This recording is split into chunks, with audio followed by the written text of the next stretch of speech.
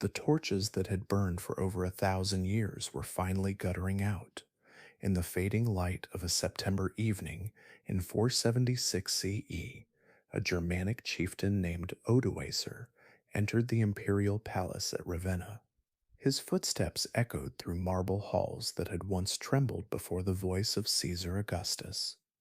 But the man who awaited him was no Augustus. Romulus Augustulus, mockingly called Little Emperor, even by his own courtiers, was barely 16 years old, a puppet ruler whose strings had been cut by forces far beyond his comprehension. What happened next would echo through history with the finality of a closing door. Odoacer, this barbarian king who had served Rome faithfully as a mercenary, gently removed the purple cloak from the boy's shoulders. He gathered the imperial regalia, the diadem, the scepter, the golden fibulae that had adorned emperors since Constantine, and sealed them in a chest. Then he did something unprecedented in Roman history. He sent them east to Constantinople, with a message that the Western Empire no longer required an emperor. The gesture was almost courteous. There would be no execution, no public humiliation. Romulus Augustulus was pensioned off to a villa in Campania, where he would live out his days as a curious footnote to history. Yet in that moment of imperial abdication, something far greater than a dynasty died. The ancient world itself was breathing its last. But here, in what historians would later call the fall of Rome, we must pause to understand what was really ending and what was about to begin. The Roman Empire had not collapsed suddenly, like a building struck by lightning. For over 2 centuries, it had been transforming, fragmenting, reconstituting itself in forms that would have seemed alien to Marcus Aurelius or even Constantine the Great. The empire that ended in 476 was already profoundly medieval in character. Its armies were largely Germanic, its administration increasingly decentralized, its culture thoroughly Christianized, its economy more agricultural than urban. The barbarians who inherited Roman authority were not savage destroyers, but sophisticated inheritors who had spent generations learning Roman ways, serving Roman masters, and dreaming Roman dreams. They did not seek to destroy Roman civilization, they sought to possess it, to legitimize themselves through it, to become its rightful heirs. Yet something irreplaceable was lost forever in 476, the idea of unity.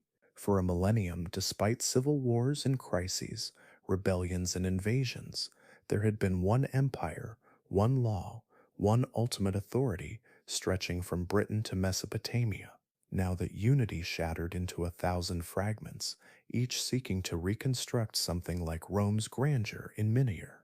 In the decades that followed Romulus Augustulus's quiet abdication, Western Europe became a patchwork of kingdoms, each ruled by Germanic peoples who had once lived beyond Rome's frontiers. The Visigoths controlled Spain and southern Gaul. The Vandals dominated North Africa from their capital at Carthage. The Ostrogoths ruled Italy under the brilliant Theodoric, who governed from Ravenna, with a curious blend of Germanic military power and Roman administrative sophistication. Theodoric the Great embodied the contradictions of this transitional age. Raised as a hostage in Constantinople, educated in Roman literature and law, he could sign his name by tracing a golden stencil, but probably could not read the documents he signed. His court at Ravenna preserved Roman ceremony and employed Roman senators, yet his power ultimately rested on the loyalty of Gothic warriors who measured wealth in weapons and horses rather than estates and gold. Under Theodoric's rule, Italy experienced a generation of peace and prosperity that would not be matched again for centuries. Aqueducts were repaired, roads maintained, trade routes protected. The Roman Senate continued to meet. Roman law remained in force for Roman citizens, and Gothic law governed the Germanic population. It was an early experiment in what we might call multiculturalism, two legal systems coexisting under one crown.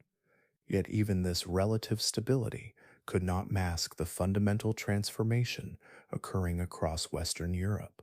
The cities that had been the heartbeat of Roman civilization were shrinking, their populations drifting back to the countryside as trade routes became dangerous and imperial subsidies dried up.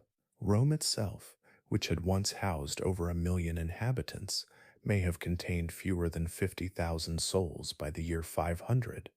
Into this vacuum stepped an institution that would define medieval Europe more than any king or kingdom: the Christian Church.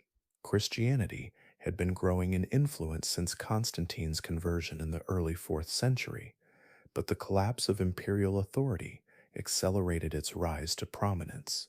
As Roman governors disappeared and imperial courts fell silent, bishops remained. They inherited not only spiritual authority, but practical power, administering relief to the poor, negotiating with barbarian kings, preserving literacy, and learning in an increasingly fragmented world.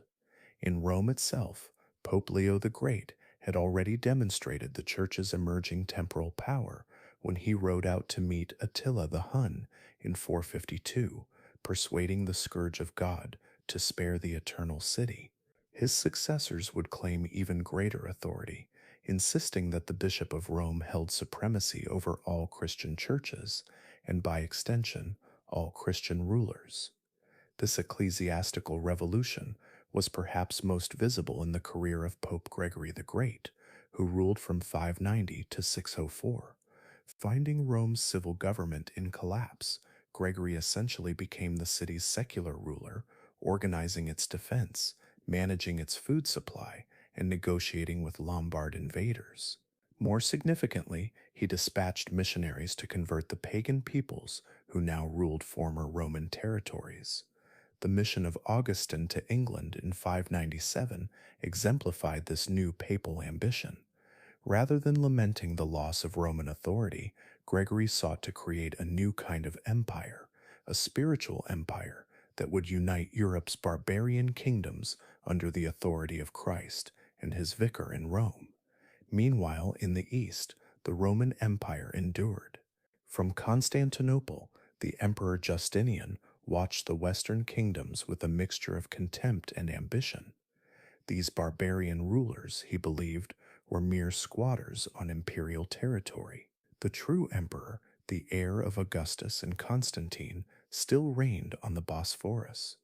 Justinian's attempt to reconquer the West, beginning in 533, would reshape the Mediterranean world.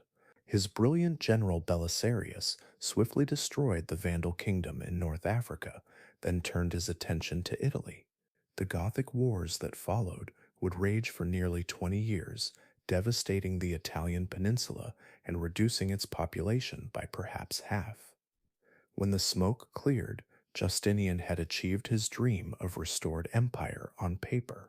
Imperial banners flew once again from Ravenna to Carthage, but the cost had been catastrophic. Italy lay in ruins, its cities depopulated, its agriculture destroyed. The Gothic kingdom that had preserved Roman civilization was gone, replaced by a distant imperial administration that could barely defend what it had conquered. The irony was profound. In seeking to restore the Roman Empire, Justinian had completed its destruction. The prosperous, sophisticated Gothic Italy of Theodoric became the impoverished, militarized wasteland that would soon fall to the next wave of barbarian invaders, the Lombards. As the 6th century drew to a close, Western Europe bore little resemblance to the unified, urban, cosmopolitan world of classical antiquity.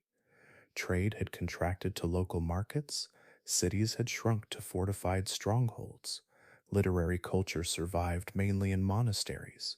The elaborate legal codes of Rome had given way to simpler, more personal systems of justice based on Germanic custom and Christian morality. Yet something new was being born from this apparent collapse.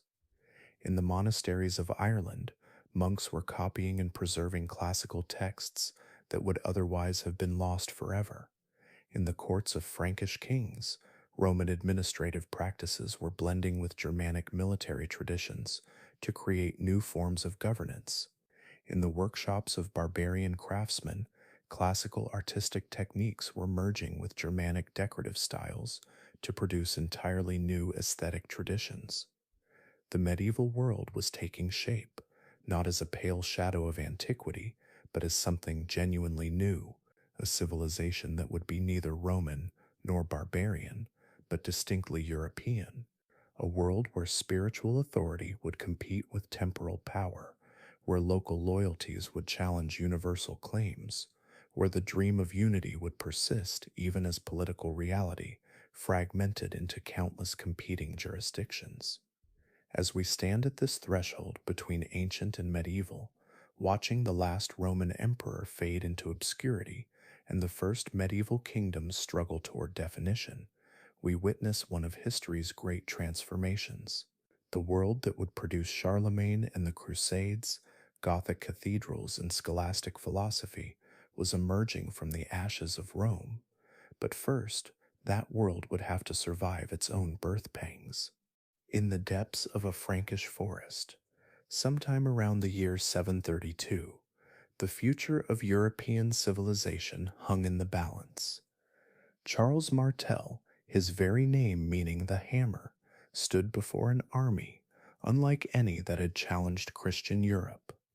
Across the battlefield near Tours, the banners of Abd al-Rahman al-Ghafiqi fluttered in the October wind. Behind them stretched a Muslim army that had swept across the Pyrenees like a flood, conquering cities, burning churches, and driving all before them in their inexorable march toward the heart of Frankland. The Umayyad Caliphate had already transformed the Mediterranean world beyond recognition. From their capital in Damascus, the successors of Muhammad ruled an empire that stretched from Spain to Central Asia. They had conquered Christian Syria, Christian Egypt, Christian North Africa. Now they stood poised to add Christian Gaul to their dominions. But Charles Martel was no ordinary opponent. Behind him stood not just the military might of the Franks, but the accumulated political genius of a dynasty that had been reshaping Western Europe for over a century. The story of Frankish ascendancy begins not with kings, but with mayors. While the Merovingian dynasty, the descendants of Clovis, who had first united the Frankish tribes, grew weak and divided, real power passed to their chief ministers, the mayors of the palace. These men, drawn from the powerful Arnulfing and Pippinid families, gradually accumulated the substance of royal authority, while leaving the Merovingians with its empty forms. Charles Martel's grandfather, Pepin of Herstal, had reunited the Frankish kingdoms through military brilliance and political cunning. His son, Charles Martel, inherited not just his father's position, but his vision of Frankish destiny. Under Charles's leadership, the Franks became more than another barbarian kingdom. They became the sword and shield of Christian Europe. The Battle of Tours was more than a clash of armies, it was a collision of worlds. The Muslim forces represented the most dynamic civilization of the age, scientifically advanced, culturally sophisticated, militarily innovative. Their light cavalry, their composite bows, their tactical flexibility had already proven superior to every army they had faced. Against them stood the mailed warriors of Francia, fighting on foot in tight formations, wielding the Francisca, the throwing axe that gave the Franks their name. When the battle lines finally closed, it was Germanic discipline against Arabian mobility, Christian desperation against Islamic confidence. The fighting raged from dawn until dusk, and when darkness fell, Abd al-Rahman lay dead among his warriors. The Muslim army, leaderless and far from home, melted away in the night, retreating back across the Pyrenees to lick wounds that would never fully heal. Charles Martel had saved Christian Europe, but more than that, he had announced the arrival of a new power. The Franks were no longer merely another post-Roman kingdom. They were the champions of Christendom, the rightful heirs to Rome's protective mission. Yet Charles never claimed the title of king. That revolutionary step would be taken by his son, Pepin the Short, in one of the most audacious political maneuvers in medieval history. The year 751 marked a watershed in European politics. For nearly 3 centuries, the Merovingian dynasty had provided the Franks with kings, even as real power slipped into other hands.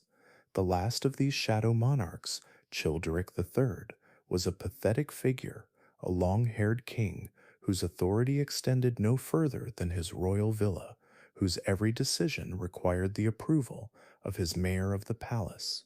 Pepin the Short faced a dilemma that would become archetypal in medieval politics.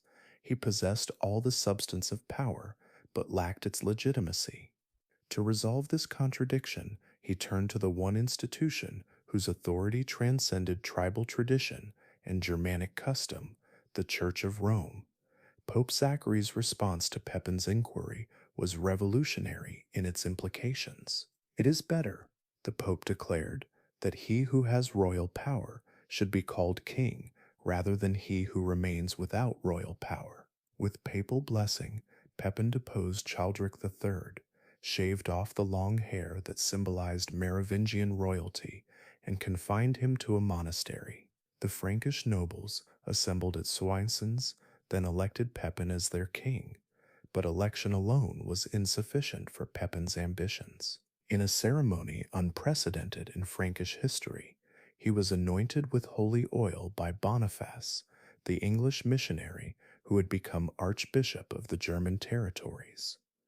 This anointing transformed Pepin from a successful usurper into a divinely sanctioned monarch, a king by the grace of God rather than merely by the consent of warriors.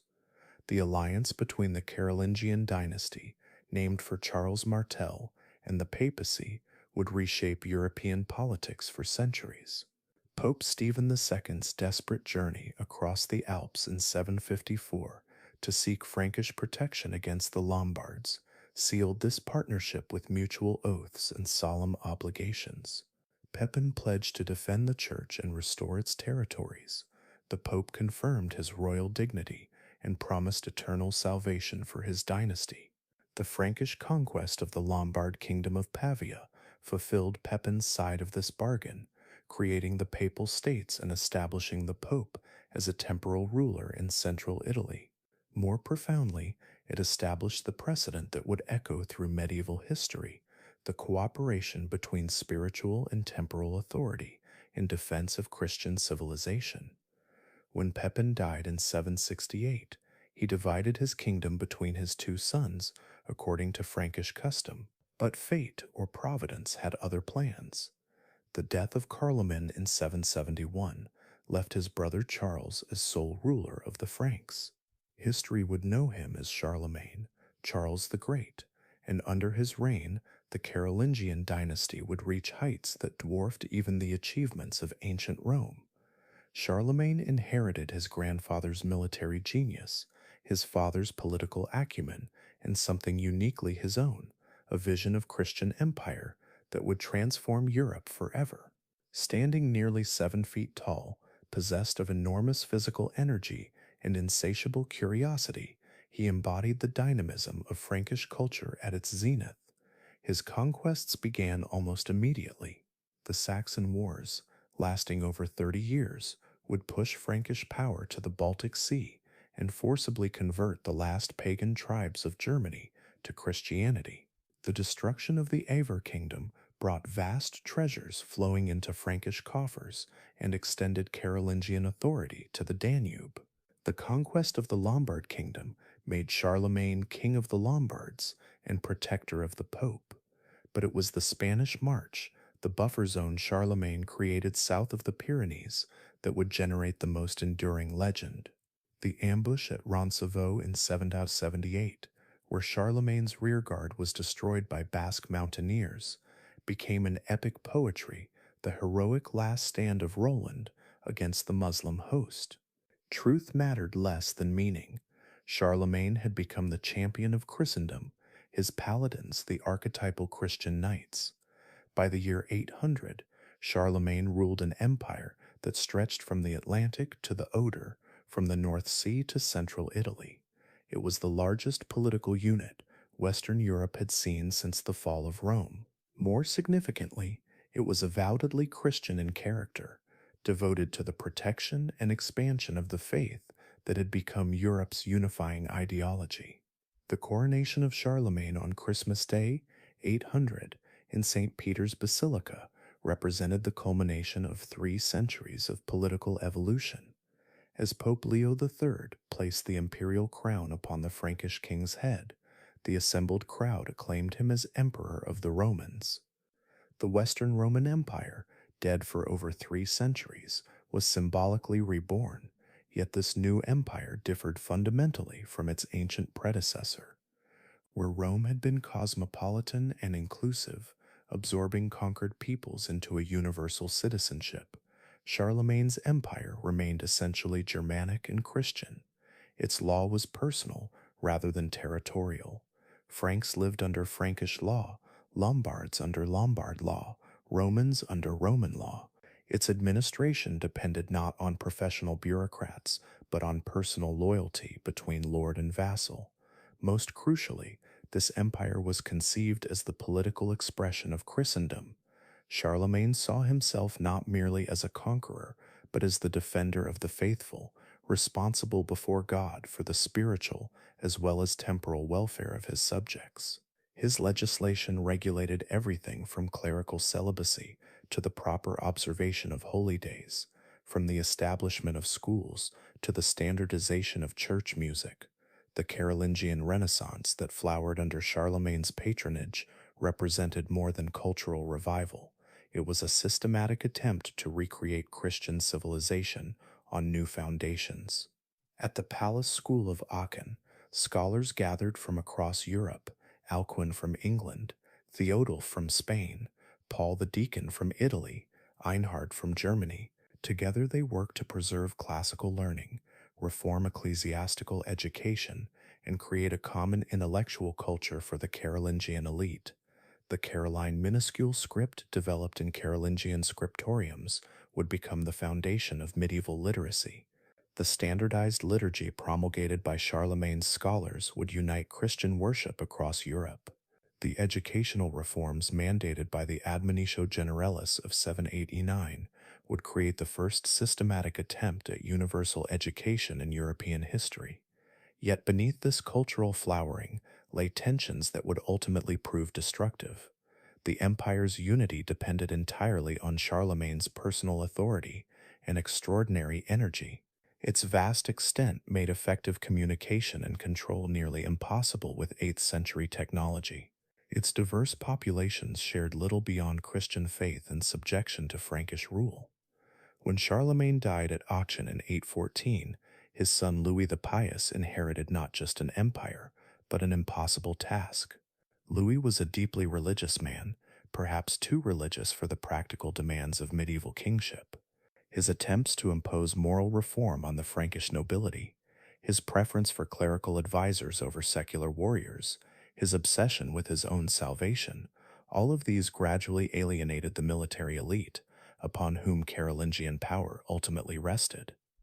The crisis came to a head in 833, when Louis's own sons rebelled against him, supported by bishops who declared his rule spiritually inadequate. The field of lies, where Louis's army melted away as his supporters abandoned him, marked the beginning of the end for unified Carolingian rule.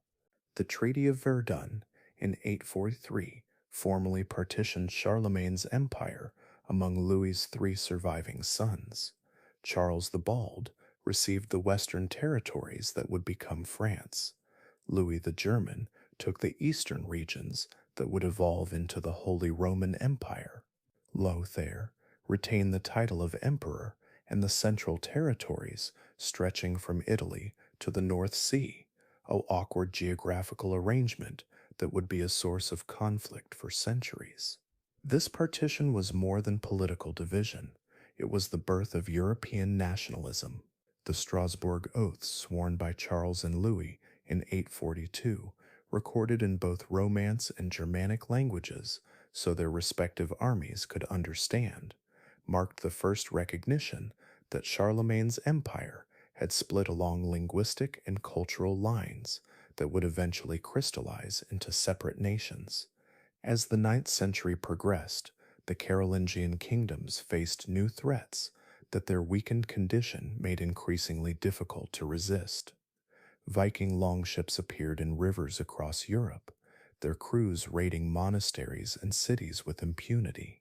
Muslim fleets from Spain and North Africa established bases in southern France and Italy. Magyar horsemen from the steppes devastated Germany and Italy with tactics reminiscent of the Huns. The great age of Carolingian unity was ending, but its legacy would endure. The idea of a Christian empire defending the faith against external enemies had become embedded in European consciousness. The fusion of Germanic military culture with Roman administrative tradition and Christian moral authority would provide the foundation for medieval civilization. The educational and cultural reforms of the Carolingian Renaissance would preserve classical learning through Europe's darkest centuries. Most importantly, the Carolingian experiment had demonstrated that barbarian Europe could aspire to more than tribal warfare and petty kingdoms. Under the right circumstances, with sufficient vision and energy, it could create empires that rivaled ancient Rome in extent and surpassed it in moral purpose. The dream of Christian empire would not die with the Treaty of Verdun. It would resurface again and again throughout medieval history, in the aspirations of Ottoman emperors, in the rhetoric of the Crusades, in the ambitions of would-be universal monarchs, from Frederick Barbarossa to Napoleon Bonaparte. But first, Europe would have to survive the violent century that followed Charlemagne's death, when Viking axes, Muslim swords, and Magyar arrows would test whether the civilization he had built could endure the storms that were gathering on every horizon. The morning mist clung to the waters of the Seine as the dragon-prowed longships emerged from the river bend, like phantoms from a nightmare. It was the year 845, and the monks of Saint Denis could hear them coming, the rhythmic splash of oars cutting through water, the creak of leather and rope, the low murmur of voices speaking in a tongue that sounded like the growling of wolves. From the monastery walls, they watched in terror as nearly 100 vessels materialized from the dawn fog, their carved dragon heads seeming to breathe fire in the early light.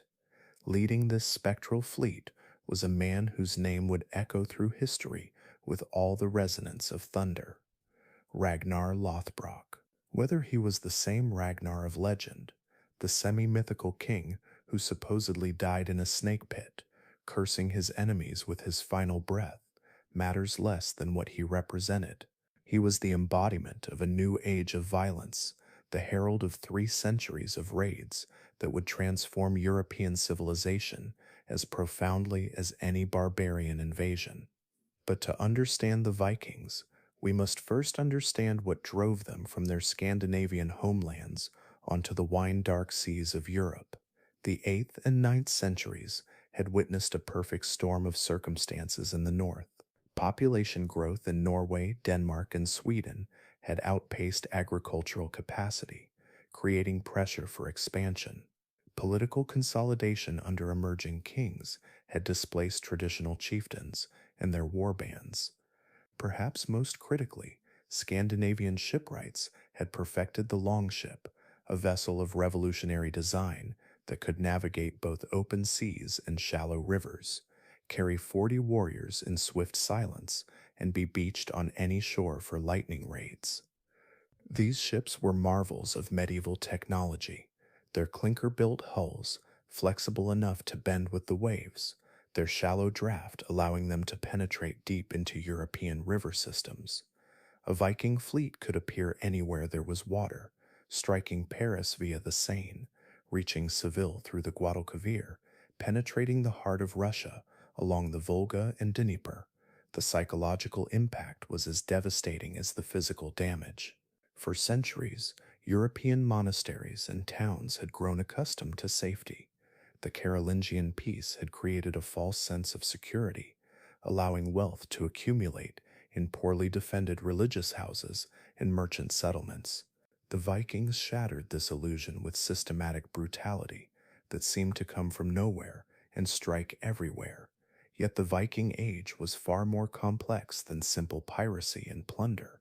These Northmen were simultaneously destroyers and creators, raiders and traders, pagans and eventually Christians. Their dragon ships carried not just weapons, but also amber from the Baltic, furs from the Arctic, silver from the Islamic world. They established trading posts from Dublin to Kiev, created the first Russian state, and opened commercial routes that connected Europe to Byzantium and the caliphates of the East. The early raids, beginning in the 790s with the attack on Lindisfarne, followed a predictable pattern. Swift-moving Viking fleets would strike coastal monasteries and towns during the summer raiding season, seizing portable wealth, gold, silver, slaves, before retreating to their homeland strongholds for winter. The shock value was immense. These pagan warriors showed no respect for Christian sanctuaries, treating bishops and abbots as merely another source of plunder. But by the middle of the 9th century, the Vikings had evolved from seasonal raiders into permanent occupiers. The great army that landed in England in 865 represented a new phase of Viking expansion, not hit-and-run raids, but systematic conquest and settlement. Under leaders like Ivar the Boneless and Halfdan Ragnarsson, this massive force carved up Anglo-Saxon England, establishing the Danelaw in the north and east, while reducing the remaining English kingdoms to tributary status. The Vikings who established themselves in England, Ireland, and Normandy were not mere barbarian conquerors. They brought sophisticated legal traditions, advanced agricultural techniques, and commercial networks that revitalized European trade. The Thing assemblies of Scandinavian law provided models for representative government. Viking traders created the first truly international market economy in medieval Europe, their silver dirhams circulating from Greenland to Central Asia. Perhaps most remarkably, these pagan raiders proved remarkably adaptable to Christian civilization. The Vikings who settled in Normandy under Rollo became some of the most enthusiastic promoters of Christian culture, building magnificent cathedrals and monasteries. Those who established the Kingdom of Dublin created Ireland's first urban centers. The Varangians who founded the Rus state at Kiev became the nucleus of Russian Orthodox civilization. This adaptability was nowhere more evident than in the career of Rollo, the Viking leader who became the first Duke of Normandy. After years of raiding along the French coast, Rollo negotiated the Treaty of St. Clair-sur-Epte with King Charles the Simple in 911 in exchange for defending the mouth of the Seine against other Viking attacks. Rollo received formal recognition as ruler of the territory that would become Normandy. The transformation was astonishing. Within 2 generations, Rollo's descendants had become thoroughly Frankish in culture, Christian in religion, and French in language. Yet they retained the Viking military genius and appetite for conquest that would make them the most successful warriors of medieval Europe. Duke William's conquest of England in 1066 represented the ultimate triumph of Viking adaptability. Scandinavian warriors, thoroughly acculturated to Frankish civilization, conquering England in the name of feudal legitimacy and papal blessing. But the Vikings were not the only threat facing 9th and 10th century Europe. From the east came the Magyars, nomadic horsemen whose tactics and temperament recalled the Huns of Attila's age. These mounted archers swept across the Carpathian Basin around 895, establishing themselves in the Pannonian Plain and launching devastating raids deep into Western Europe. The Magyar threat was qualitatively different from the Viking menace. Where the Vikings came by sea in manageable numbers, the Magyars moved across land in vast tribal migrations. Where Viking raids were primarily economic, seeking portable wealth, Magyar attacks were existential, threatening the complete displacement of existing populations. Their mobility was legendary.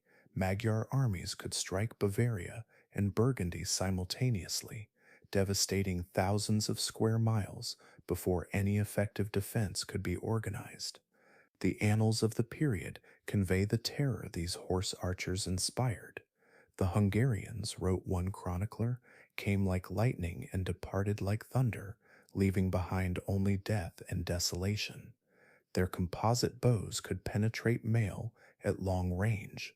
Their ponies could survive on grass and bark. Their tactics of feigned retreat and encirclement had been perfected on the steppes of Central Asia.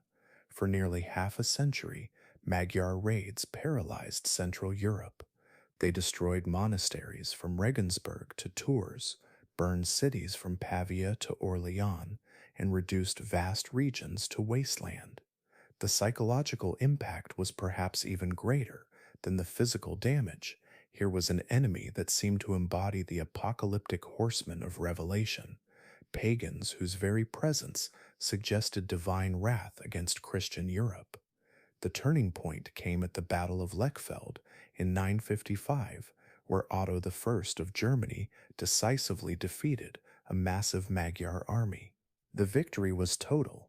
The Magyar military system, dependent on mobility and surprise, could not recover from such a catastrophic defeat. Within a generation, the surviving Magyars had settled permanently in Hungary, adopting Christianity and feudal organization under King Stephen I.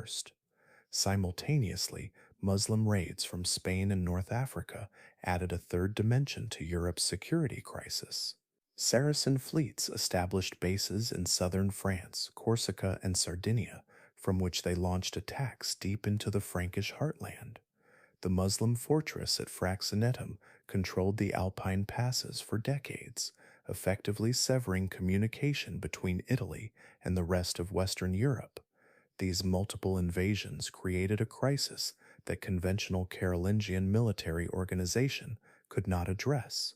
The empire's army, designed for seasonal campaigns against neighboring kingdoms, proved hopelessly inadequate against simultaneous attacks by highly mobile enemies. The response was a military revolution that would define medieval warfare for centuries, the rise of heavy cavalry and the fortification of Europe. The development of the stirrup, probably introduced from Asia in the 8th century, had already begun transforming European warfare by making possible the devastating shock charge of mounted warriors. Under the pressure of Viking, Magyar, and Muslim attacks, this innovation accelerated the evolution of knightly warfare. The Miles, the heavy cavalrymen who would become the medieval knight, emerged as Europe's answer to nomadic horse archers and seaborne raiders. Equally important was the fortification revolution. Across Europe, thousands of castles, fortified towns, and fortified bridges began appearing in the 9th and 10th centuries. These were not primarily offensive weapons, but defensive responses to the new reality of constant threat. A Viking army might overwhelm a monastery or undefended town, but even a modest castle could resist attack and provide refuge for surrounding populations. The political implications of these military changes were profound. The elaborate administrative machinery of the Carolingian Empire gave way to more localized personal forms of authority. Counts and dukes who could protect their territories gained autonomy from distant kings who could not. The feudal system that would dominate medieval Europe emerged directly from the need to provide local defense against external threats. Yet this apparent fragmentation concealed a deeper transformation. The invasions of the 9th and 10th centuries, terrifying as they were for those who endured them, ultimately strengthened European civilization by forcing rapid adaptation and innovation. The Vikings, Magyars, and Muslims who seemed bent on destruction actually accelerated Europe's military, political, and economic development. By the year 1000, the Great Age of Invasions was ending. The Vikings, who had not settled as farmers and merchants, were being absorbed into the emerging kingdoms of Denmark, Norway, and Sweden. The Magyars had become the Christian kingdom of Hungary. Muslim raids had been contained or eliminated by effective local defense. The last remnants of the Carolingian Empire were giving way to new monarchies, France, Germany, England, that would define European politics for centuries. Perhaps most significantly, the crucible of invasion had forged a new European identity. The polyglot populations of the former Roman Empire had been welded together by shared adversity into something recognizably medieval. Latin Christianity had become the dominant cultural force from Scotland to Sicily. Feudal institutions provided a common framework for military and political organization.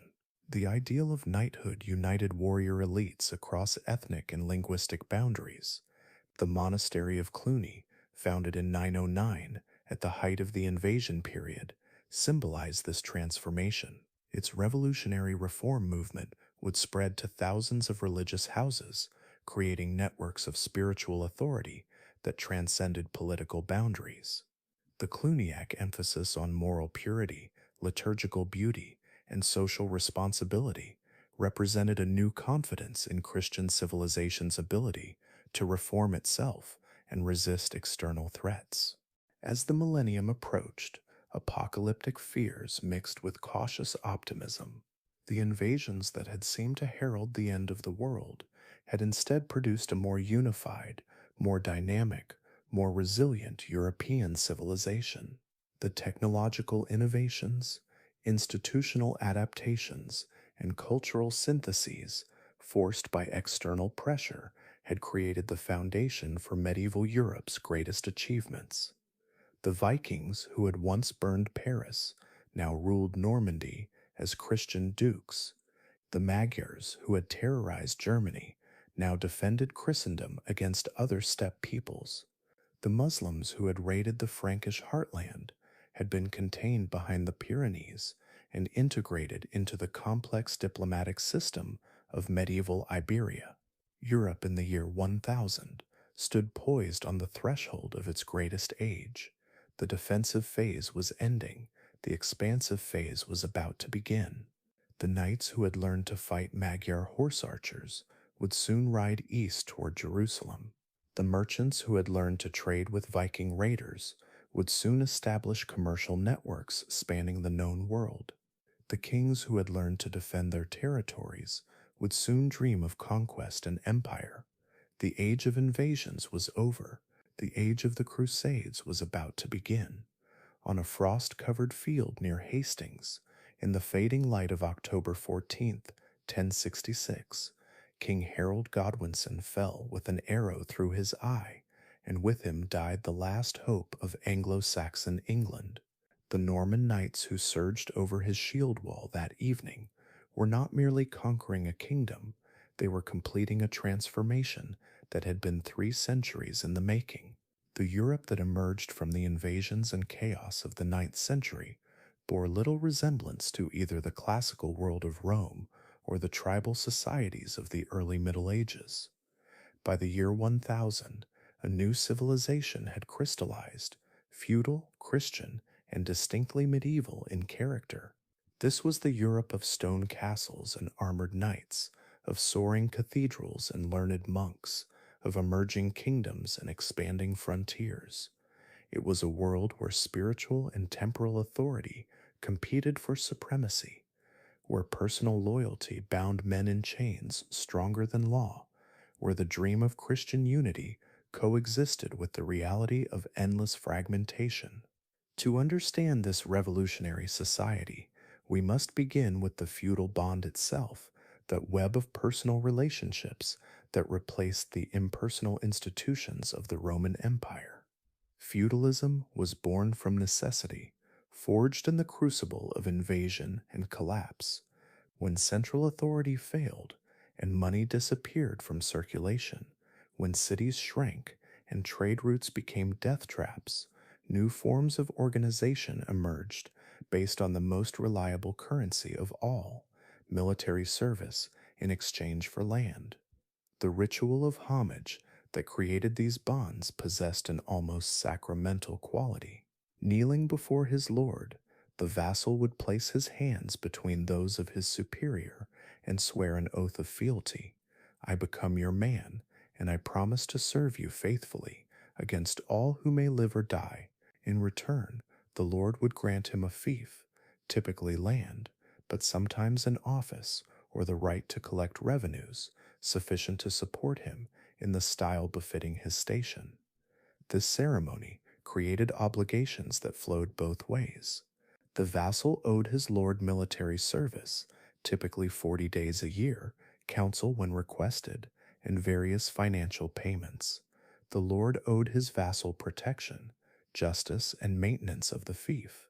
It was a contract written not on parchment, but in the souls of men, enforced not by courts, but by honor and necessity. Yet feudalism was never a uniform system.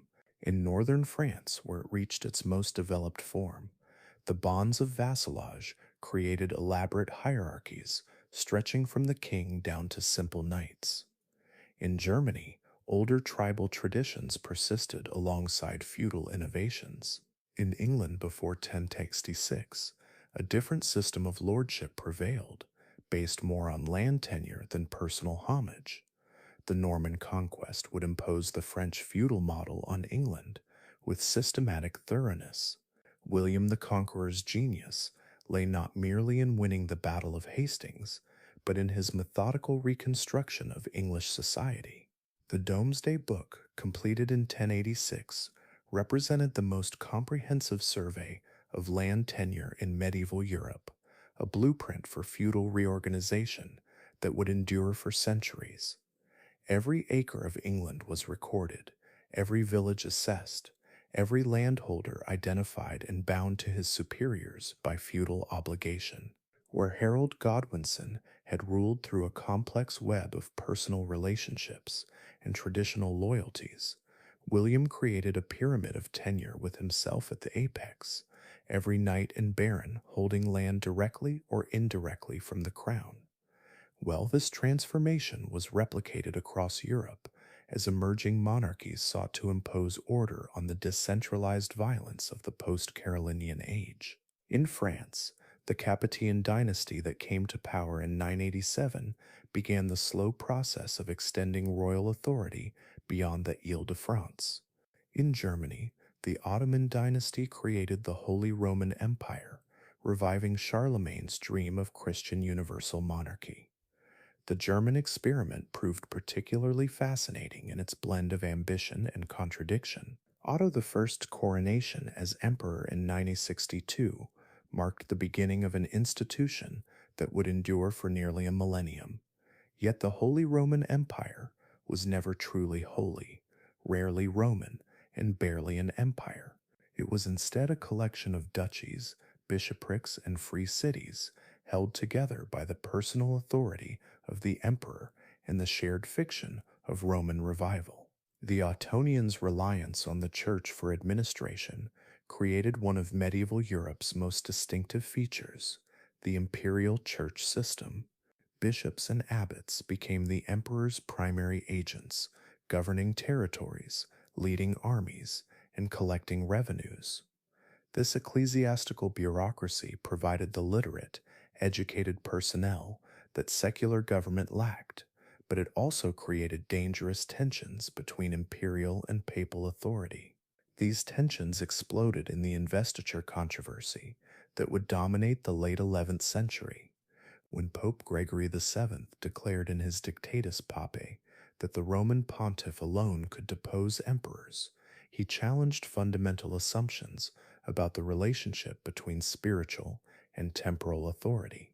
The resulting conflict between empire and papacy would reshape European politics for generations. The dramatic confrontation at Canossa in 1007, where Emperor Henry IV knelt barefoot in the snow for 3 days, seeking papal forgiveness, seemed to demonstrate the supremacy of spiritual over temporal power. Yet the image was deceptive. Henry's apparent humiliation masked a shrewd political calculation. By performing penance, he escaped excommunication and regained the moral authority necessary to crush his rebellious subjects. The investiture controversy reflected deeper changes in church organization and ideology. The monastic reform movement that began at Cluny in the 10th century had spread across Europe, creating networks of religious houses committed to moral purification and ecclesiastical independence. The Gregorian reforms of the 11th century extended this spirit to the secular clergy, demanding clerical celibacy, condemning simony, and insisting on papal supremacy over all Christian institutions. This Reformed Church possessed unprecedented moral authority and institutional sophistication.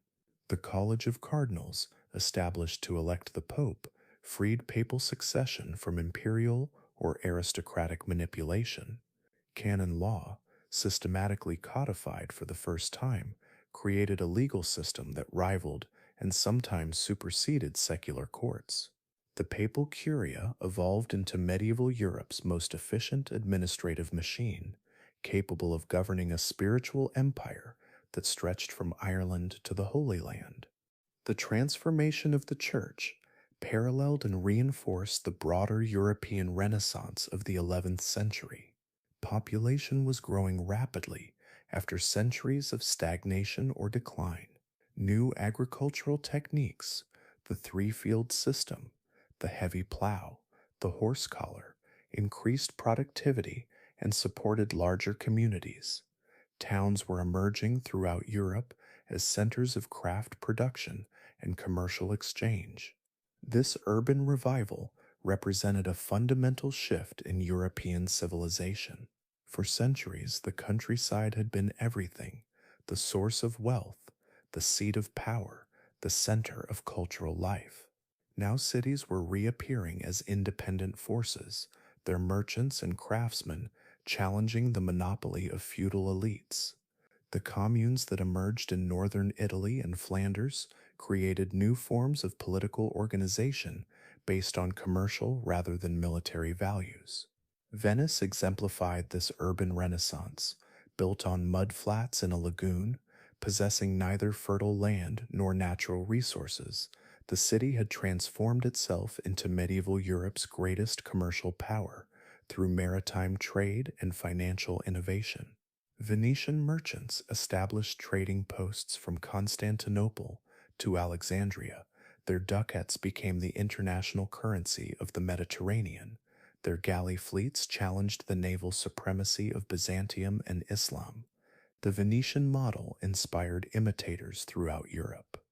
Genoa and Pisa competed for control of Western Mediterranean trade. The Hanseatic League united German cities in a commercial confederation that dominated Baltic commerce. Flemish towns like Bruges and Ghent became centers of textile production that supplied markets from London to Novgorod. This commercial revolution required new financial instruments and legal frameworks. Italian bankers pioneered double-entry bookkeeping, letters of credit, and joint stock companies.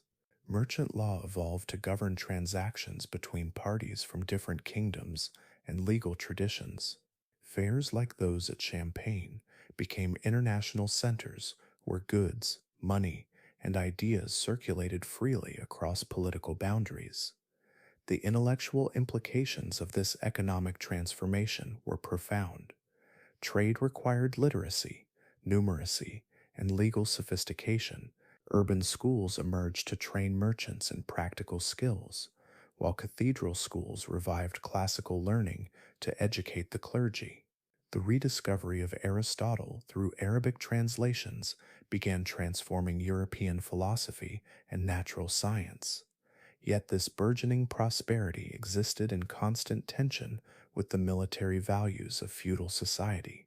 Knights who measured honor in terms of martial prowess and landed wealth viewed merchants with suspicion, bordering on contempt. The church taught that commercial profit was potentially sinful, that a rich man could no more enter heaven than a camel could pass through the eye of a needle. These tensions were most visible in the emergence of knightly culture itself. The knights of the 11th century were not the courtly figures of later romance, but professional warriors whose lives revolved around violence. Their heavy cavalry tactics, perfected in response to Viking and Magyar raids, had made them the dominant military force in Western Europe. The transformation of mounted warriors into a self-conscious military caste occurred gradually throughout the 10th and 11th centuries. Originally, the Miles was simply a mounted soldier, distinguished from infantry by his horse and equipment, but not necessarily by birth or legal status. By 1100, knighthood had become a hereditary profession with its own ideology, customs, and sacred rituals. The dubbing ceremony that marked a young man's entry into knighthood took on quasi-religious significance. The candidate would spend a night in prayer, confess his sins, hear mass, and receive his weapons from the hands of a priest or established knight. The sword he girded on was blessed for the defense of church and the protection of the weak. The spurs he wore symbolized his obligation to pursue honor through martial deeds. This militarization of European society produced both remarkable achievements and terrible excesses. The same knights who terrorized peasants and pillaged churches also provided the military backbone that made possible Europe's first expansion beyond its traditional boundaries. The Reconquista in Spain, the conquest of England by the Normans, the Crusades in the East, all depended on the offensive capabilities of feudal heavy cavalry. The Spanish Reconquista represented the longest and most successful of these expansionist movements. The Christian kingdoms of Leon, Castile, Navarre, and Aragon gradually pushed southward against the fragmented Muslim taifas, combining religious zeal with practical land hunger.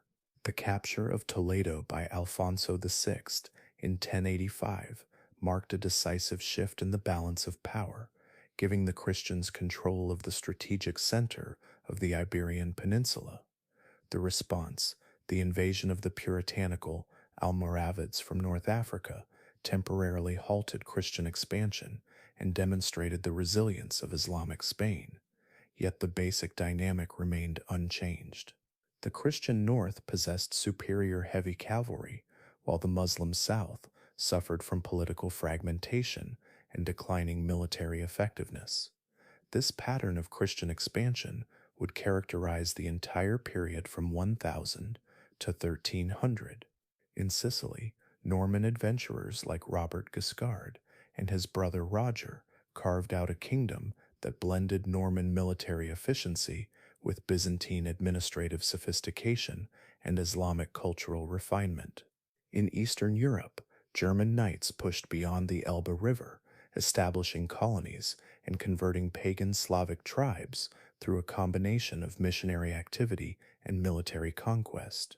Yet the most dramatic expression of this expansionist energy was already taking shape as the 11th century drew to a close. In 1095, Pope Urban II would issue a call that would echo across Christendom, summoning knights to take the cross and march east to reclaim the Holy Land from Muslim rule. The Age of the Crusades was about to begin. The First Crusade represented the culmination of trends that had been developing throughout the 11th century: the reform of the church, the militarization of society, the growth of papal authority, the expansion of European power. It was also something entirely new, a holy war that would engage the imagination and energies of medieval Europe for the next 2 centuries. But to understand the Crusades, we must first appreciate the world that produced them, a Europe that had emerged from the chaos of invasion and collapse to become a dynamic, expansionist civilization capable of projecting power across vast distances. The knights who would storm the walls of Jerusalem in 1099 were the products of feudal society at its peak, disciplined, motivated, and equipped with the military technology and organizational structures necessary for distant conquest. The Europe of 1100 bore little resemblance to the Europe of 900. In 2 centuries, a collection of weak kingdoms and petty duchies had transformed itself into a civilization capable of challenging Byzantium and Islam on equal terms. The foundations had been laid for the greatest achievements of medieval culture: the Gothic cathedrals, the universities, the commercial revolution, the flowering of vernacular literature. Yet this transformation had come at a cost. The violence that created feudal society never entirely disappeared. It simply became more organized, more purposeful, more efficient. The same military system that provided security and enabled expansion also perpetuated endemic warfare between competing feudal lords. The same commercial revolution that created unprecedented prosperity also generated new forms of inequality and social tension. As the 11th century ended and the 12th began, medieval Europe stood at the height of its power and confidence. The invasions were over, the frontiers were expanding, the church was triumphant. The stage was set for the greatest adventure in medieval history: the attempt to reclaim the Holy Land and establish Christian kingdoms in the heart of the Islamic world. The Age of the Crusades was about to begin.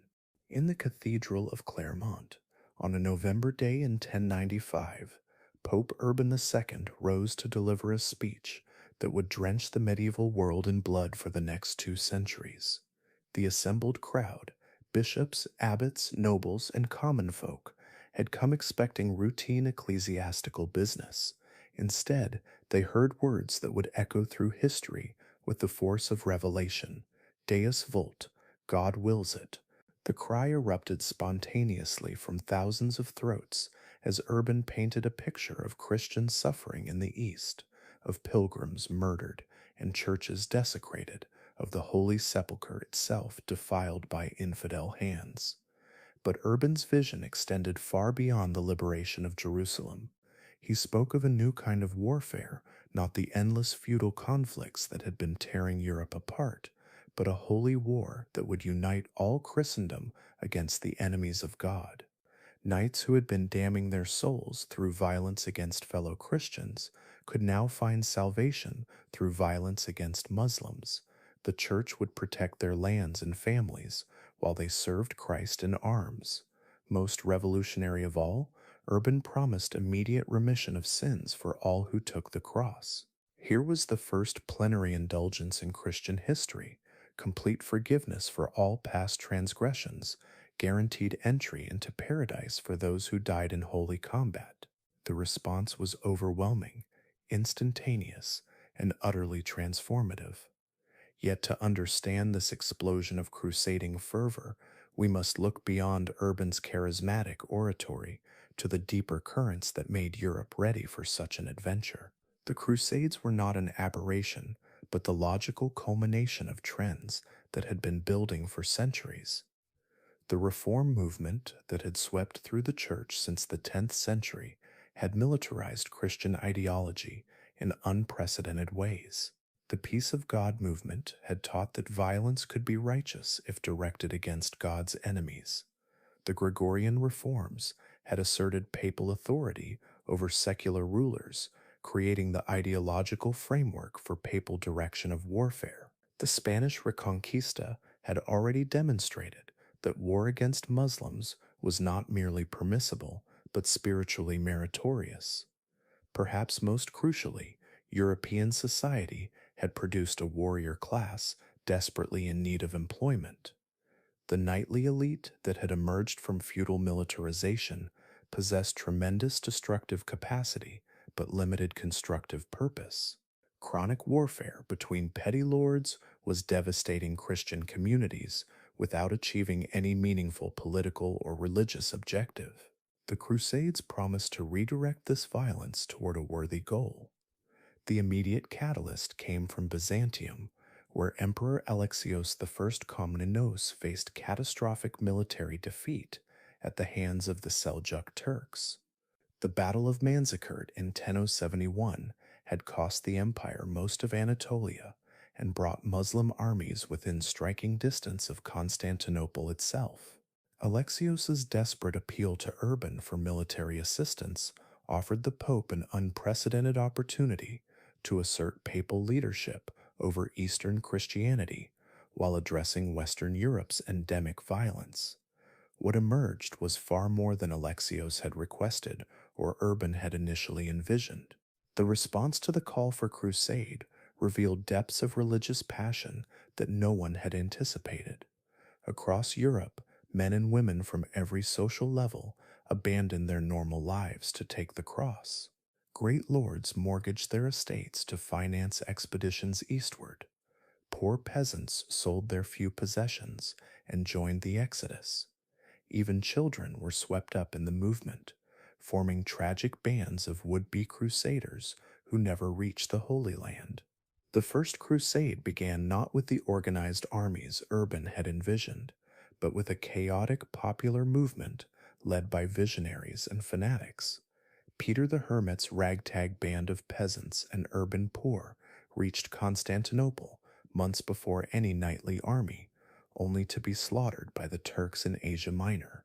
The People's Crusade revealed both the extraordinary power of crusading ideology and its dangerous capacity to inspire ill-conceived religious enthusiasm. Yet when the real crusading armies finally assembled, the disciplined forces, led by Godfrey of Bouillon, Raymond of Toulouse, Bohemond of Taranto, and other great nobles, they proved formidable beyond anything the Muslim world had faced.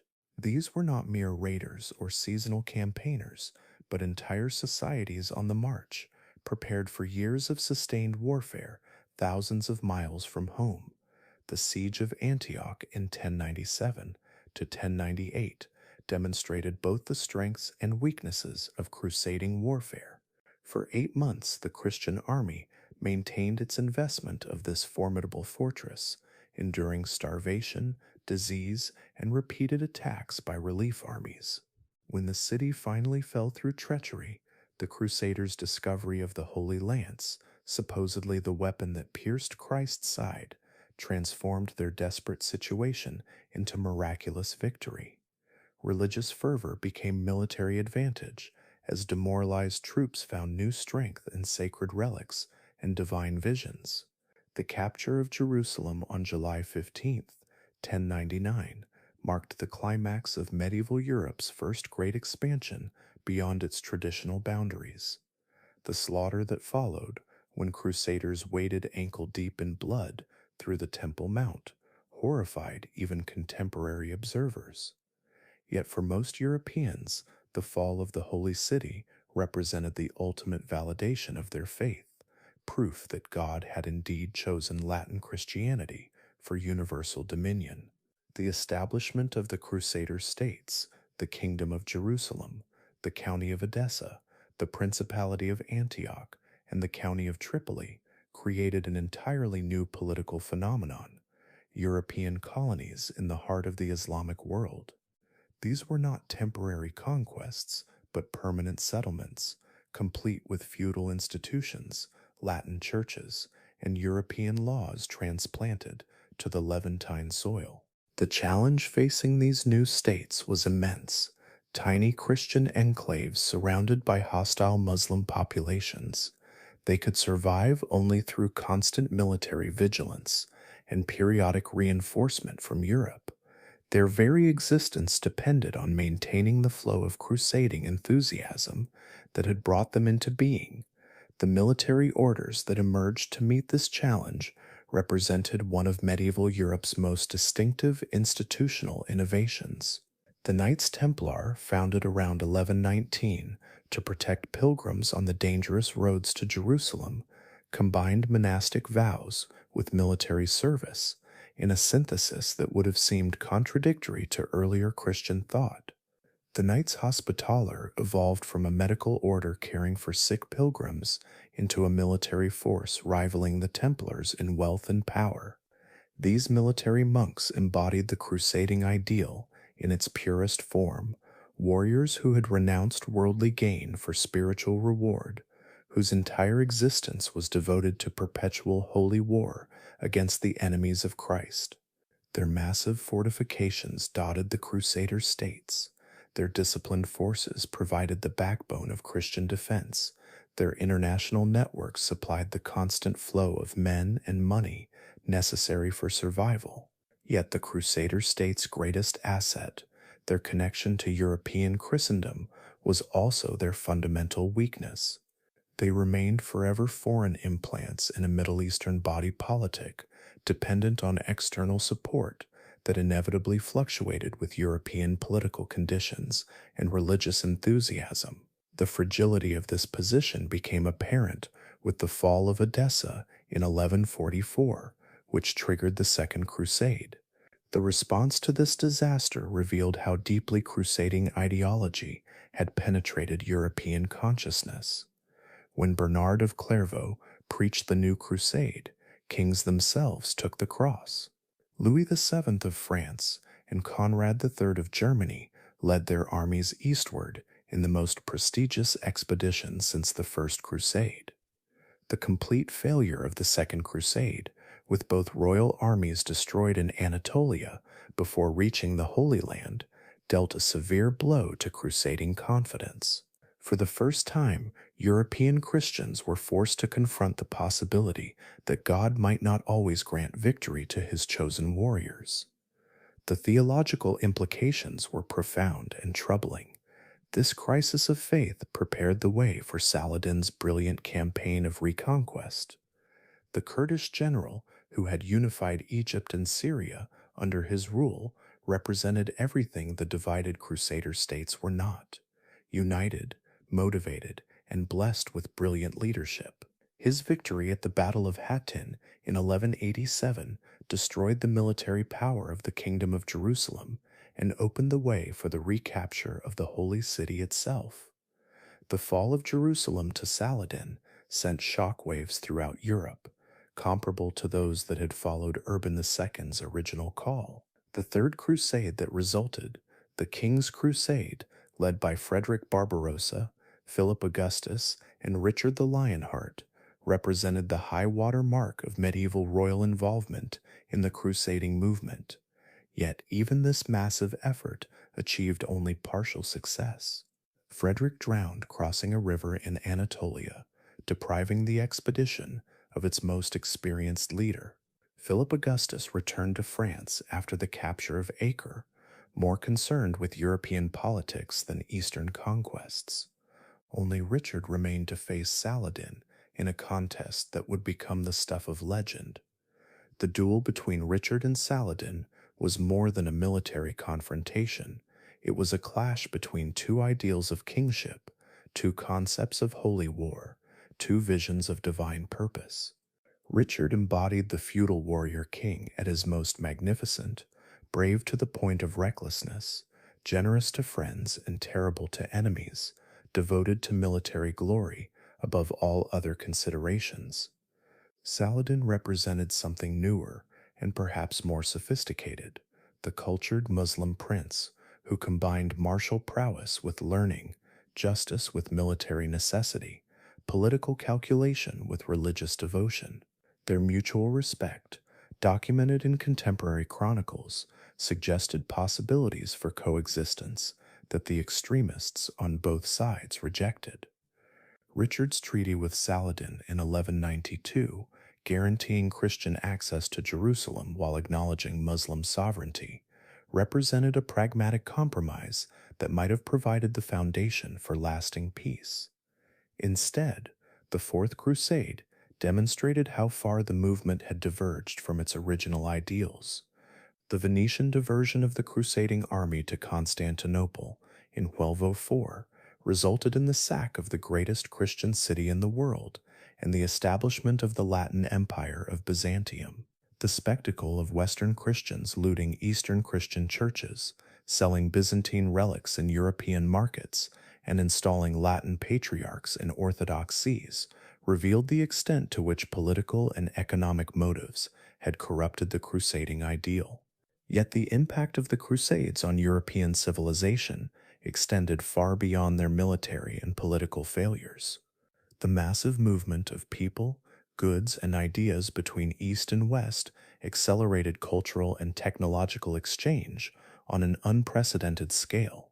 European merchants established permanent bases in eastern ports, creating commercial networks that would survive long after the last Crusader kingdom fell. The intellectual consequences were equally profound. Contact with Islamic civilization exposed European scholars to Greek philosophical texts that had been lost in the West, Arabic scientific works that were centuries ahead of European knowledge, and medical treatises that revolutionized European practice. The translation schools of Spain and Sicily, stimulated by crusading contact with Islamic learning, began the process of cultural synthesis that would culminate in the scholastic philosophy of the 13th century. The Crusades also accelerated internal European development in unexpected ways.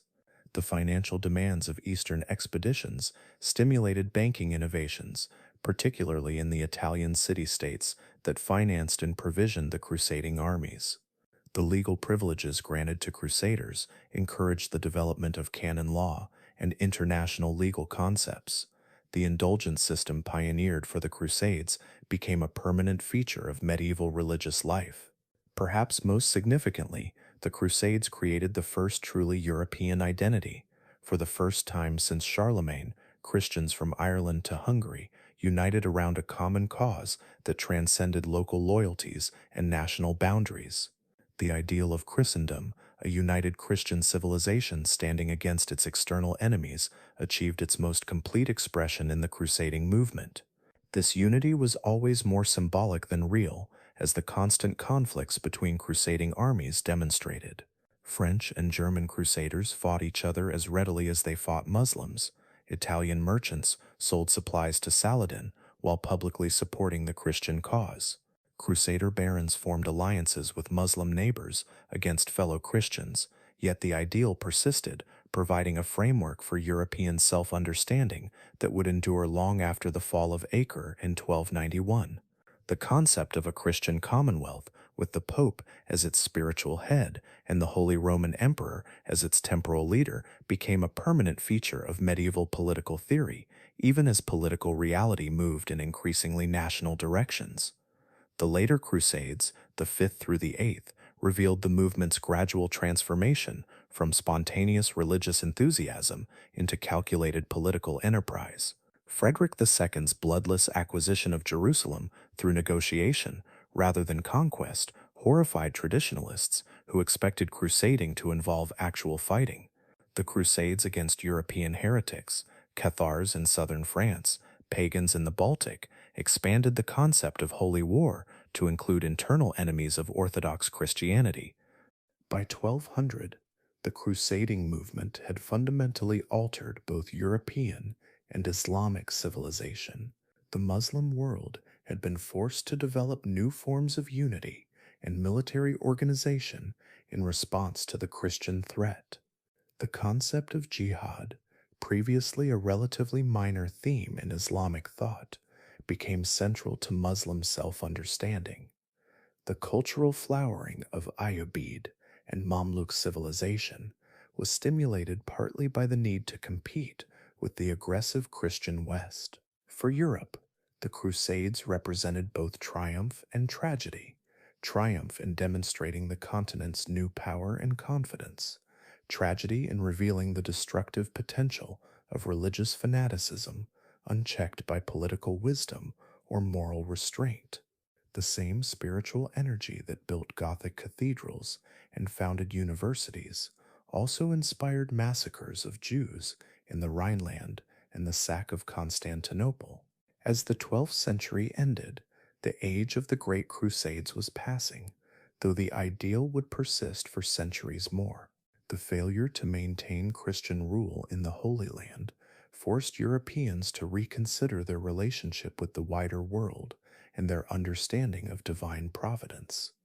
The easy assumption that God favored Christian arms had been shattered by repeated defeats and disappointments, yet the century of the Crusades had transformed Europe irrevocably. The continent that had once cowered behind its frontiers now projected power across 3 continents. The church that had once struggled to maintain basic order now claimed authority over kings and emperors. The knightly class that had once terrorized European peasants now dreamed of conquest in distant lands. The medieval world had reached its first great climax.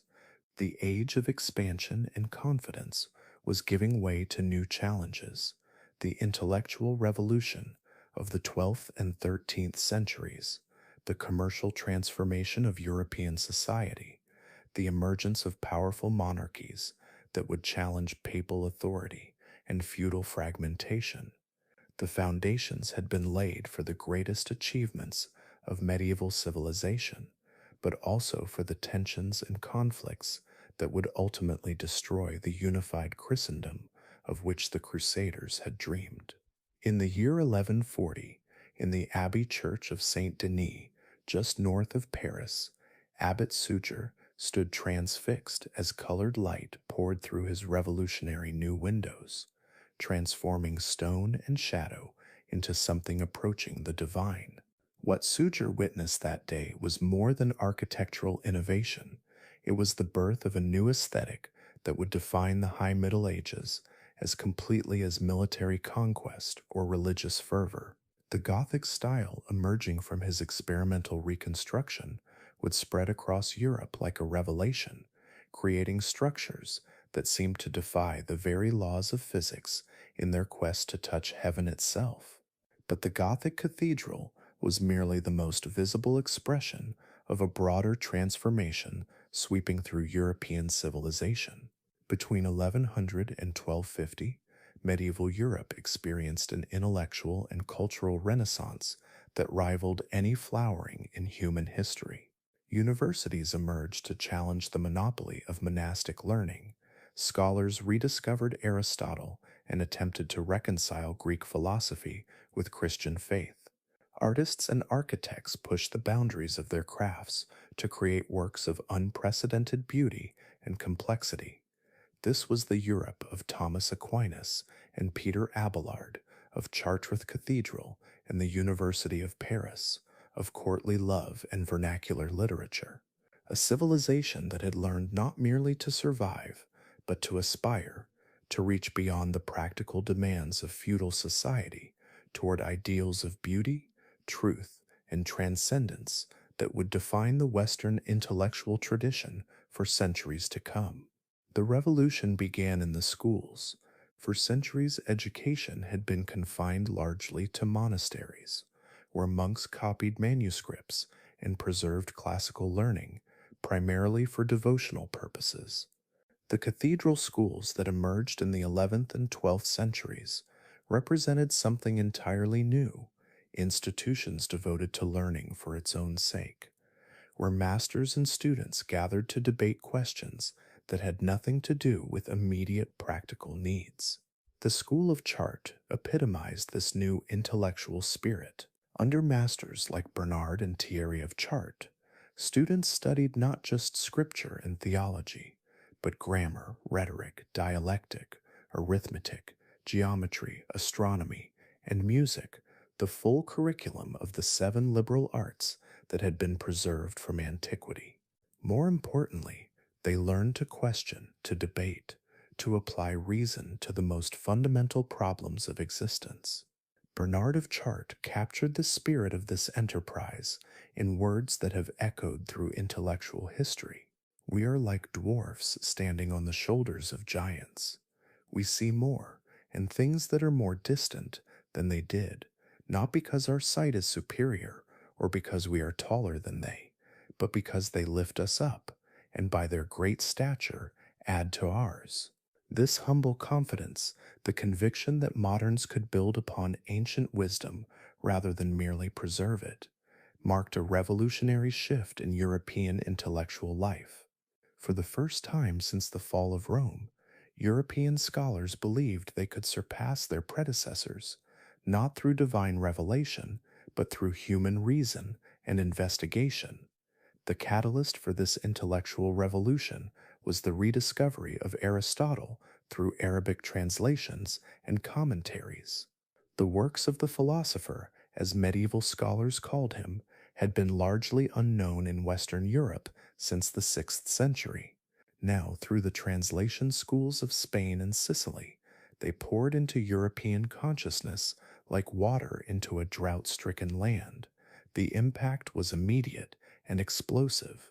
Here was a systematic philosophy that addressed every aspect of existence: logic, ethics, politics, natural science, metaphysics, with a rigor and comprehensiveness that Christian thinkers had never encountered. Aristotle's method of rational inquiry, his belief that truth could be discovered through observation and logical analysis, challenged fundamental assumptions about the relationship between faith and reason. The challenge was both intellectual and institutional. If Aristotle was right that human reason could discover truth independently of divine revelation, what role remained for scripture and church authority? If his natural philosophy could explain the physical world without reference to Christian doctrine, how could theological claims about creation and divine providence be maintained? These questions came to a head in the emergence of the universities, perhaps medieval Europe's most distinctive institutional innovation. Unlike the monastery schools with their emphasis on spiritual formation, or the cathedral schools with their focus on practical clerical training, the universities were devoted entirely to the pursuit of knowledge through disputation, formal academic debate, governed by strict logical rules. The University of Bologna, founded in the late 11th century, pioneered the systematic study of Roman law, creating the legal scholarship that would enable medieval monarchies to challenge feudal fragmentation. The University of Paris, emerging from the cathedral school of Notre Dame around 1200, became the acknowledged center of theological education in Western Europe. Oxford and Cambridge followed in England, Salamanca in Spain, Naples in Sicily. By 1250, universities were transforming intellectual life across the continent. The university represented something unprecedented in human history, a community devoted entirely to learning, where masters and students from across Europe gathered to debate the most fundamental questions of existence. The democratic elements were remarkable. Students elected their own rectors, formed nations based on geographical origin, and possessed collective bargaining power against both ecclesiastical and secular authorities. The curriculum reflected the new confidence in human reason. The trivium, grammar, rhetoric, and dialectic, provided the tools for analysis and argument. The quadrivium, arithmetic, geometry, astronomy, and music, revealed the mathematical harmonies underlying creation. The higher faculties of law, medicine, and theology applied these methods to professional knowledge, creating specialized expertise that would gradually replace the generalist learning of earlier centuries. Yet the most profound intellectual achievement of this period was the synthesis of Aristotelian philosophy with Christian theology accomplished by Thomas Aquinas. Born into the Italian nobility around 1225, Thomas abandoned a comfortable secular career to join the revolutionary new Dominican order, dedicating his life to the proposition that reason and faith, properly understood, could never contradict each other. The Summa Theologica that Thomas composed between 1265 and 1273 represented the culmination of medieval scholastic method. Using Aristotelian logic and metaphysics, Thomas constructed a systematic account of Christian doctrine that addressed every possible objection with rigorous philosophical argument. His famous 5 ways of proving God's existence demonstrated that reason alone, without reference to scripture or tradition, could establish the fundamental truths of Christianity. Thomas's achievement was to show that the new learning from the Islamic world, far from threatening Christian faith, could actually strengthen and clarify it. Aristotelian philosophy provided the intellectual tools necessary to understand divine revelation more completely. Natural reason and supernatural faith were different paths to the same truth, the truth about God and His creation that was the proper object of all human inquiry. This intellectual synthesis found its perfect architectural expression in the Gothic cathedral. The style that emerged at Saint Denis around 1140 represented more than aesthetic innovation. It was a theological statement rendered in stone and glass, a systematic attempt to create sacred space that embodied the highest achievements of medieval philosophy and engineering. The Gothic masters, for they were masters in the most literal sense, members of craft guilds, jealously guarding their professional secrets, solved engineering problems that had puzzled builders for centuries. The pointed arch, borrowed from Islamic architecture, distributed weight more efficiently than the Roman semicircular arch. The flying buttress channeled the outward thrust of stone vaults to external supports, allowing walls to be pierced with enormous windows. The ribbed vault created a skeletal framework that could support tremendous weights while maintaining structural flexibility. But technique served vision. The Gothic cathedral sought to dematerialize architecture, to create the impression that these massive stone structures were weightless, transparent, ascending naturally toward heaven. The walls dissolved into glass, creating interiors flooded with colored light that transformed the architectural space into something approaching the celestial Jerusalem described in Revelation. The Cathedral of Chartres, rebuilt after the fire of 1194, achieved this vision with unprecedented completeness. The west facade, with its three great portals depicting the life of Christ, created a theological program in sculpture that rivaled any manuscript illumination. The interior, with its soaring naive and ethereal light, induced a psychological state that contemporaries described as approaching mystical experience. The 1706 stained glass windows told the entire story of salvation history in images that could be read by the illiterate while conveying theological subtleties that challenged the most learned scholars. These windows represented one of the Gothic age's greatest artistic achievements. The masters of stained glass had learned to manipulate colored light with a sophistication that would not be matched until the modern era. Blue glass from St. Denis became the standard for royal magnificence. The roses of Chartres created mandala-like patterns that suggested the cosmic order underlying apparent chaos. The narrative windows told stories with a complexity and emotional power that rivaled the greatest literature of the age. The construction of these cathedrals required unprecedented social cooperation. Entire communities committed themselves to projects that would take generations to complete, understanding that they were participating in something transcendent. The guilds of masons, carpenters, glaziers, and sculptors developed techniques and artistic vocabularies that spread across Europe through networks of professional craftsmen.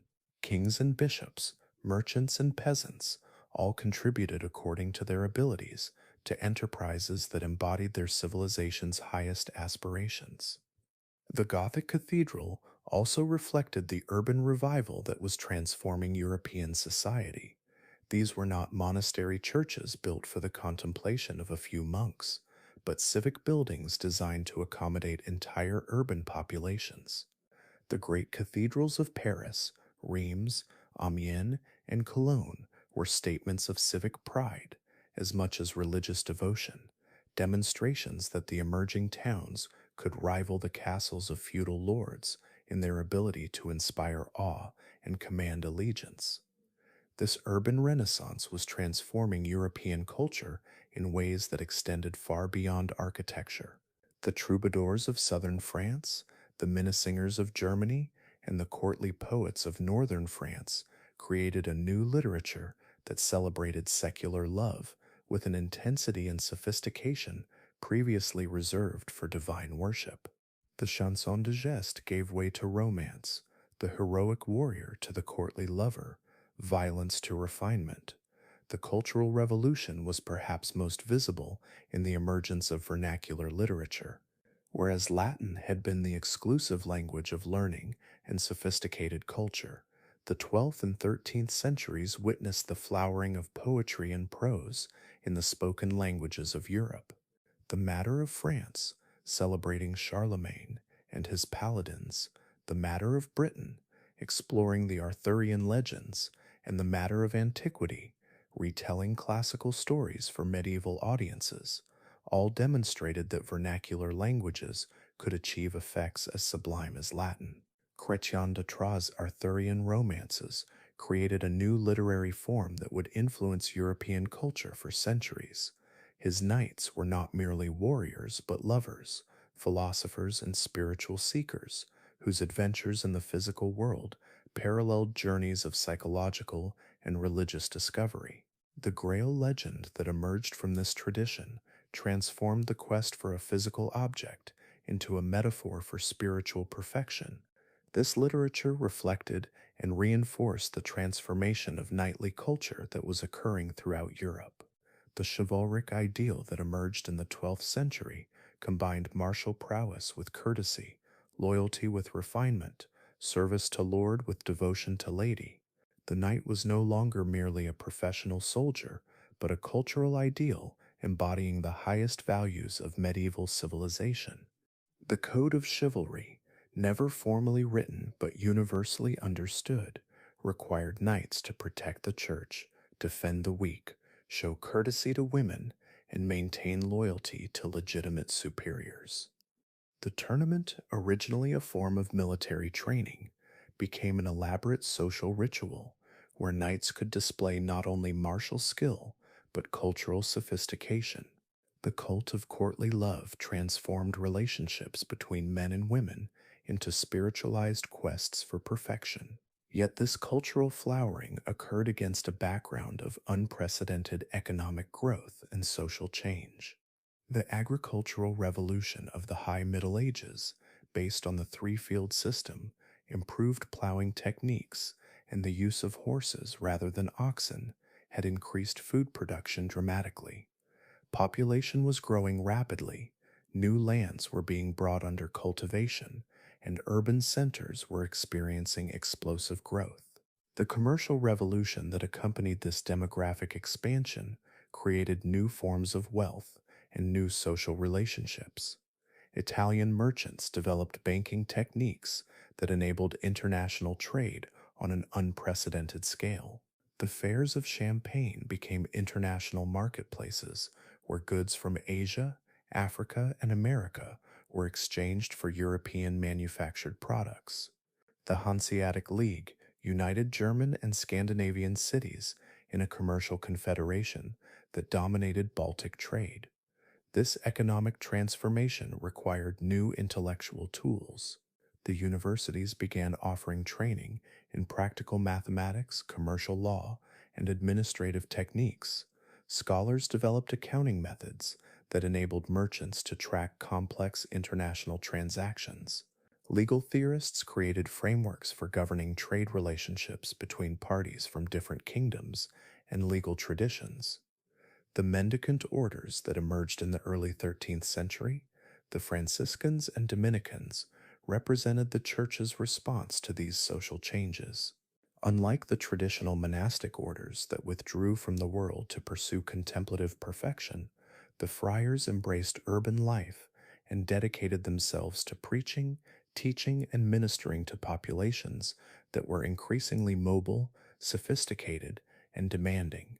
Francis of Assisi, the merchant's son who renounced his inheritance to embrace lady poverty, created a new model of Christian sanctity, perfectly adapted to an age of commercial prosperity.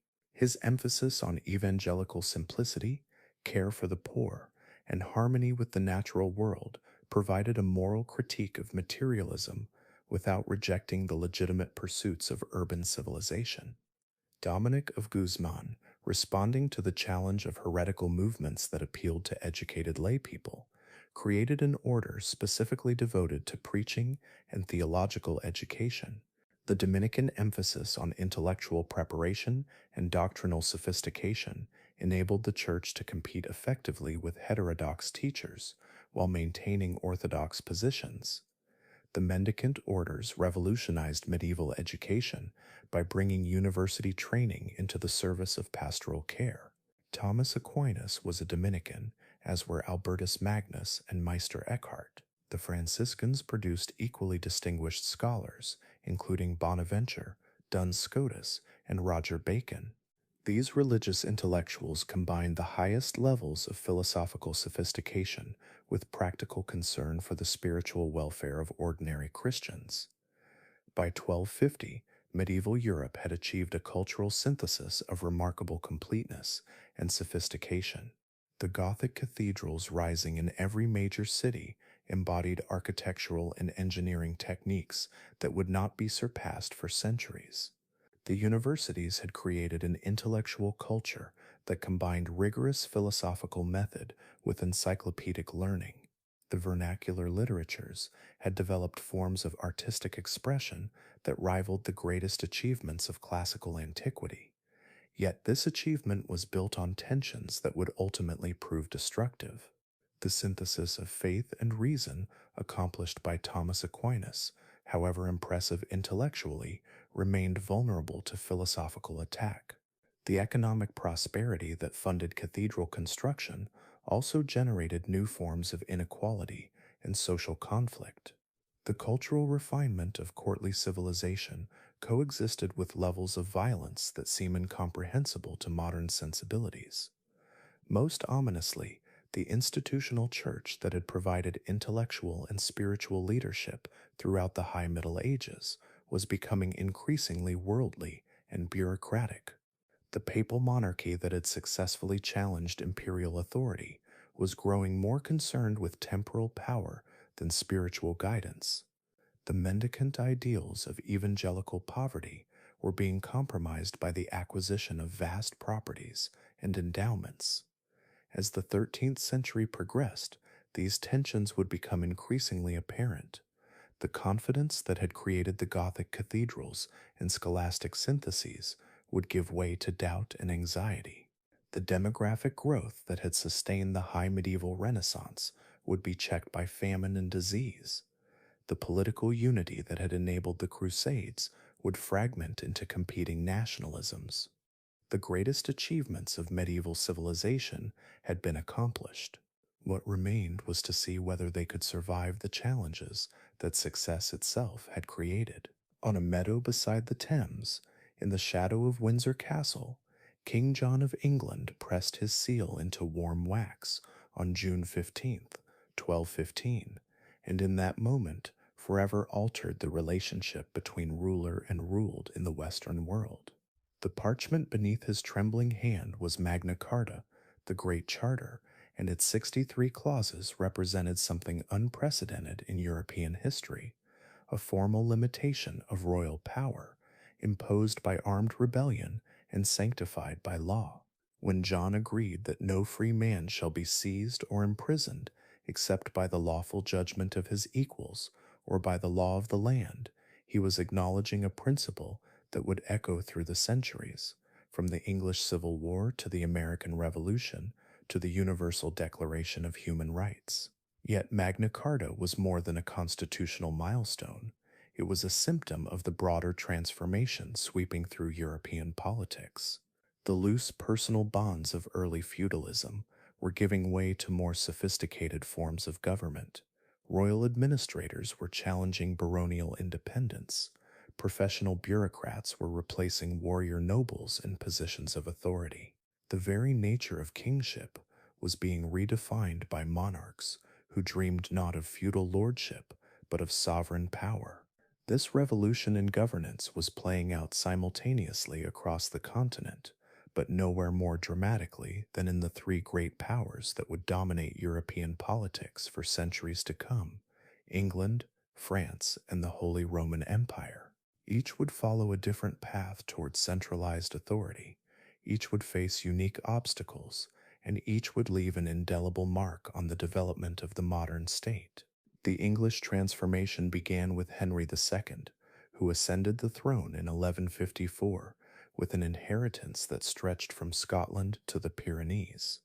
The Angevin Empire that Henry ruled was a patchwork of territories bound together only by his personal authority, England conquered by his great-grandfather William, Normandy inherited from his mother, Anjou, from his father Aquitaine, through his marriage to Eleanor.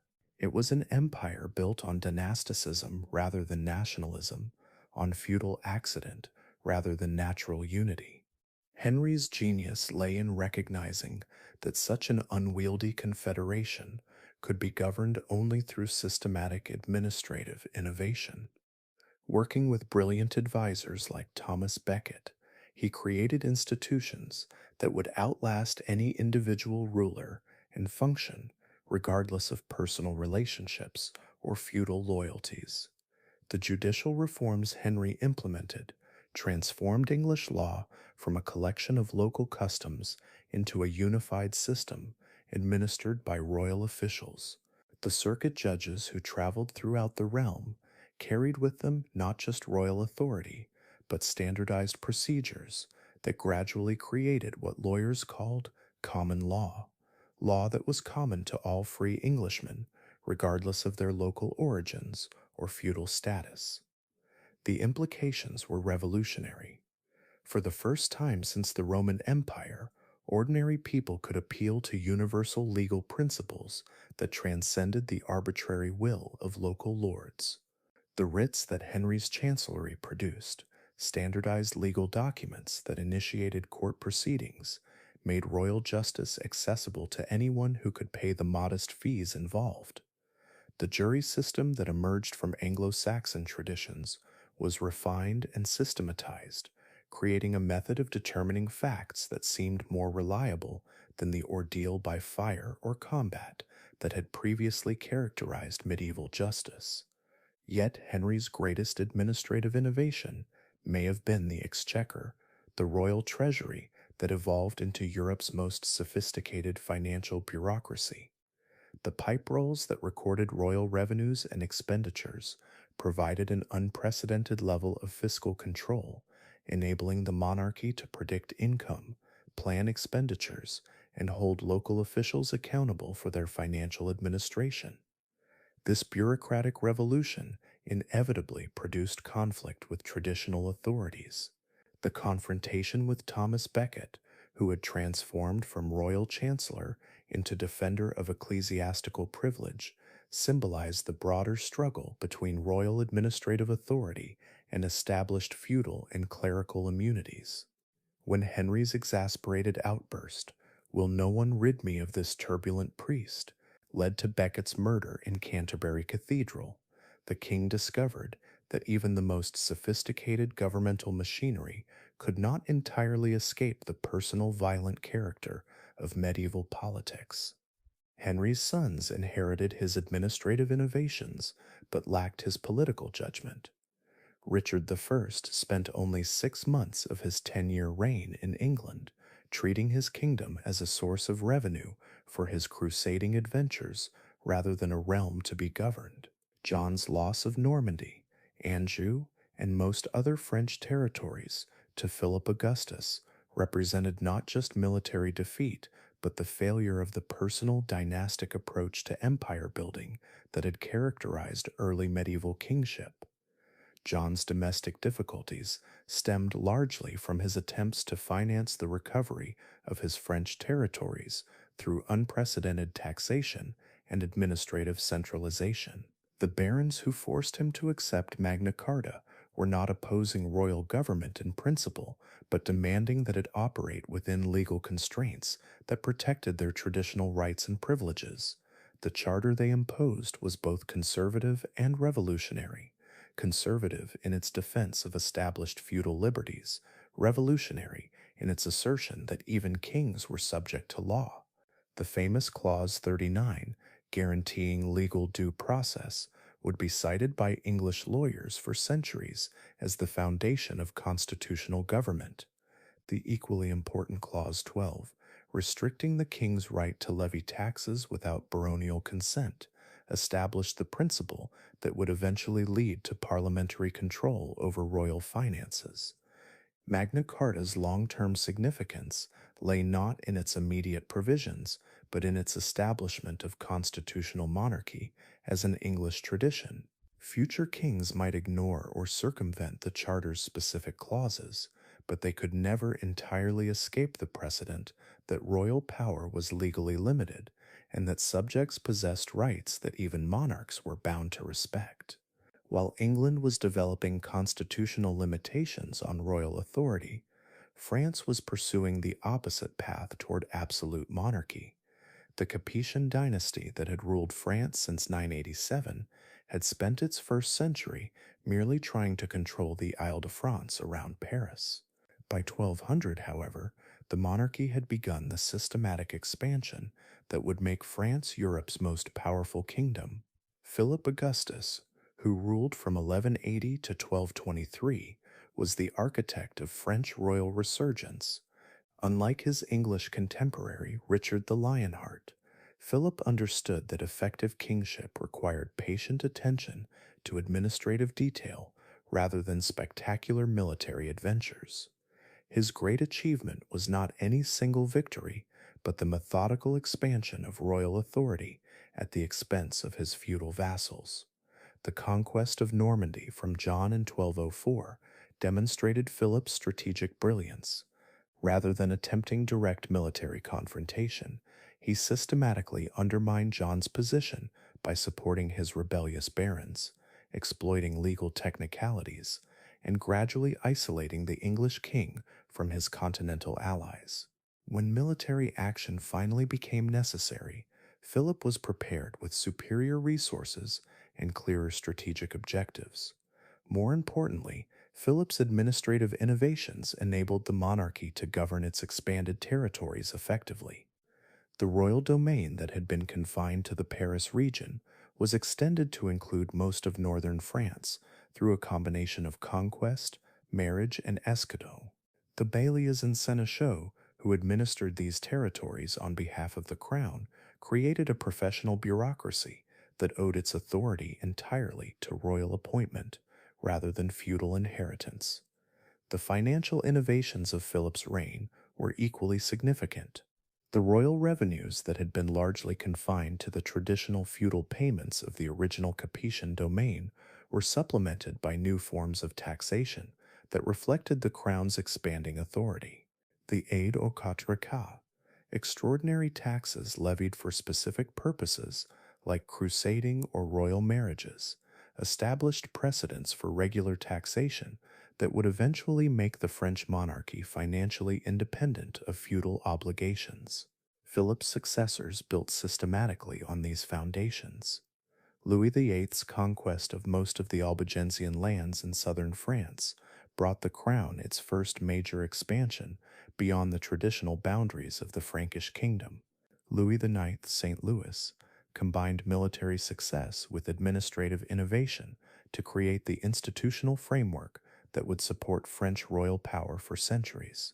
The Parlement of Paris that emerged during Louis IX's reign represented a new form of royal justice that transcended local jurisdictions and feudal privileges. Unlike the English Parliament, which developed as a representative assembly that limited royal authority, the French Parlement was a royal court that extended monarchical power by providing appeals from local jurisdictions. The professional lawyers who staffed this institution owed their authority entirely to royal appointment and dedicated themselves to expanding royal jurisdiction at the expense of feudal and ecclesiastical courts. Louis IX's moral authority, he was canonized as a saint within 30 years of his death, provided crucial legitimacy for this expansion of royal power. His reputation for justice, piety, and personal holiness enabled the monarchy to present itself as the defender of divine order against feudal anarchy.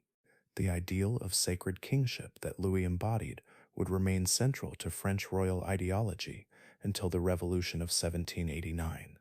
The reign of Philip IV, Philip the Fair, marked the culmination of Capetian centralization and the beginning of conflicts that would dominate European politics for centuries.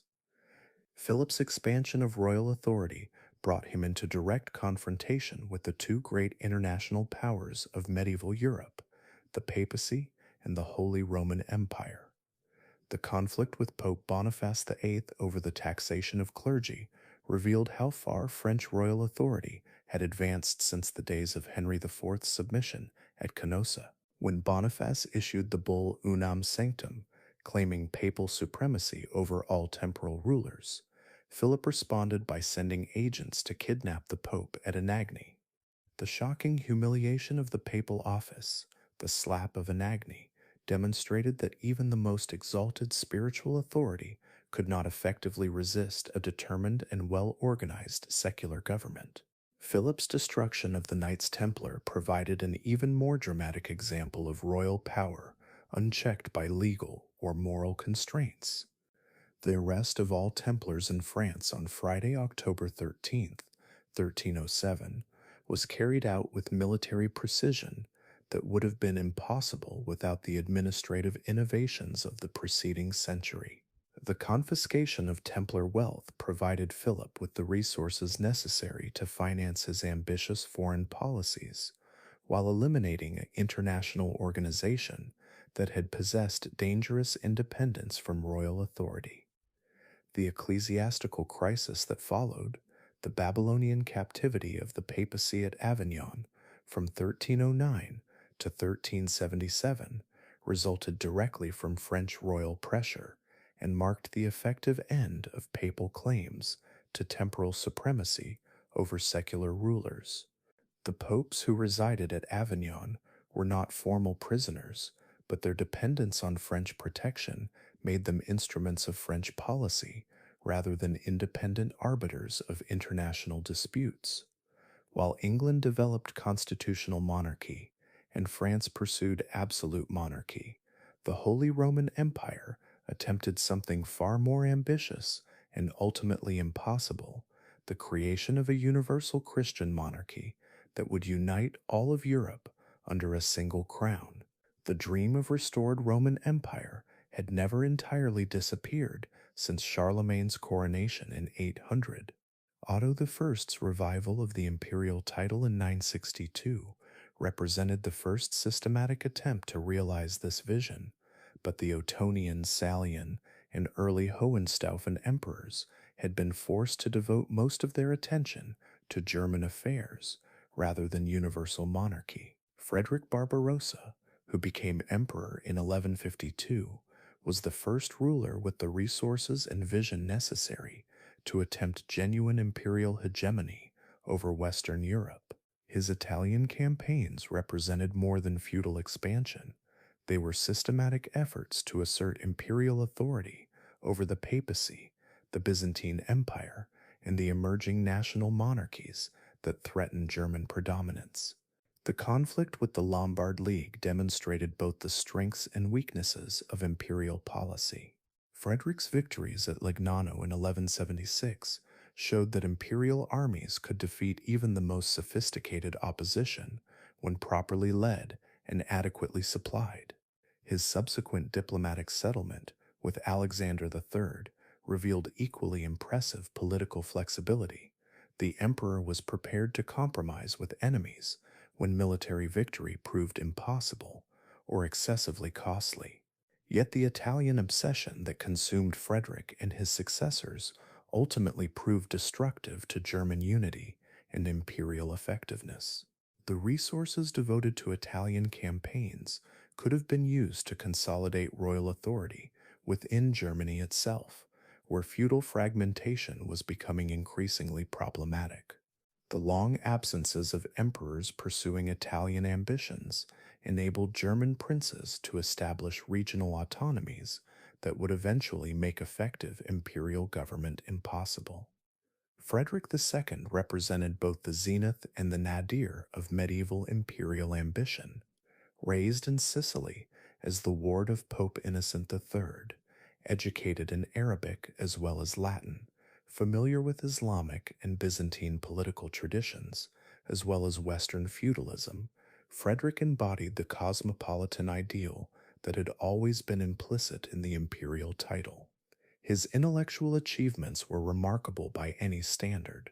The court at Palermo became a center of learning that rivaled Paris or Oxford. Frederick's own scientific writings, particularly his treatise on falconry, demonstrated observational methods that anticipated the experimental approach of later centuries.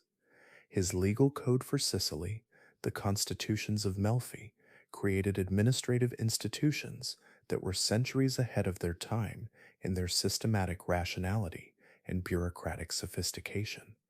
Yet Frederick's very brilliance made him dangerous to the established order of medieval Europe.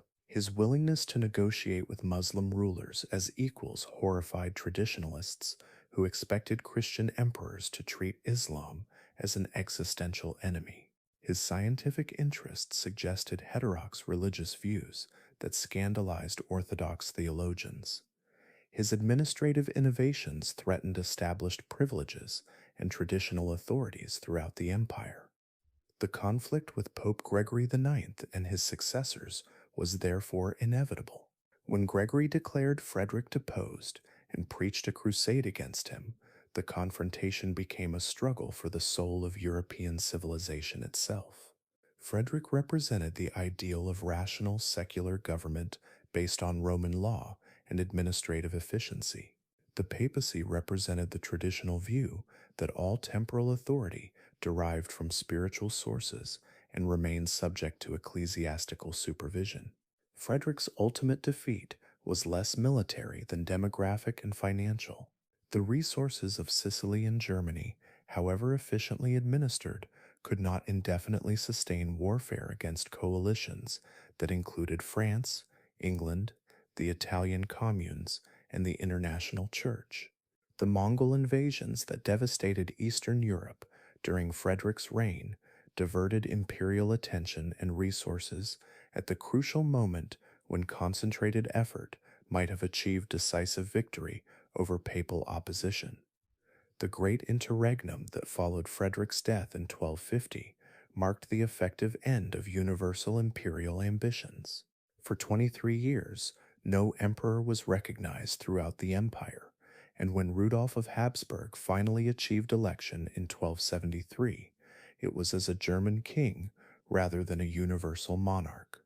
The Holy Roman Empire would continue to exist until 1806, but it had become a German confederation rather than a European empire.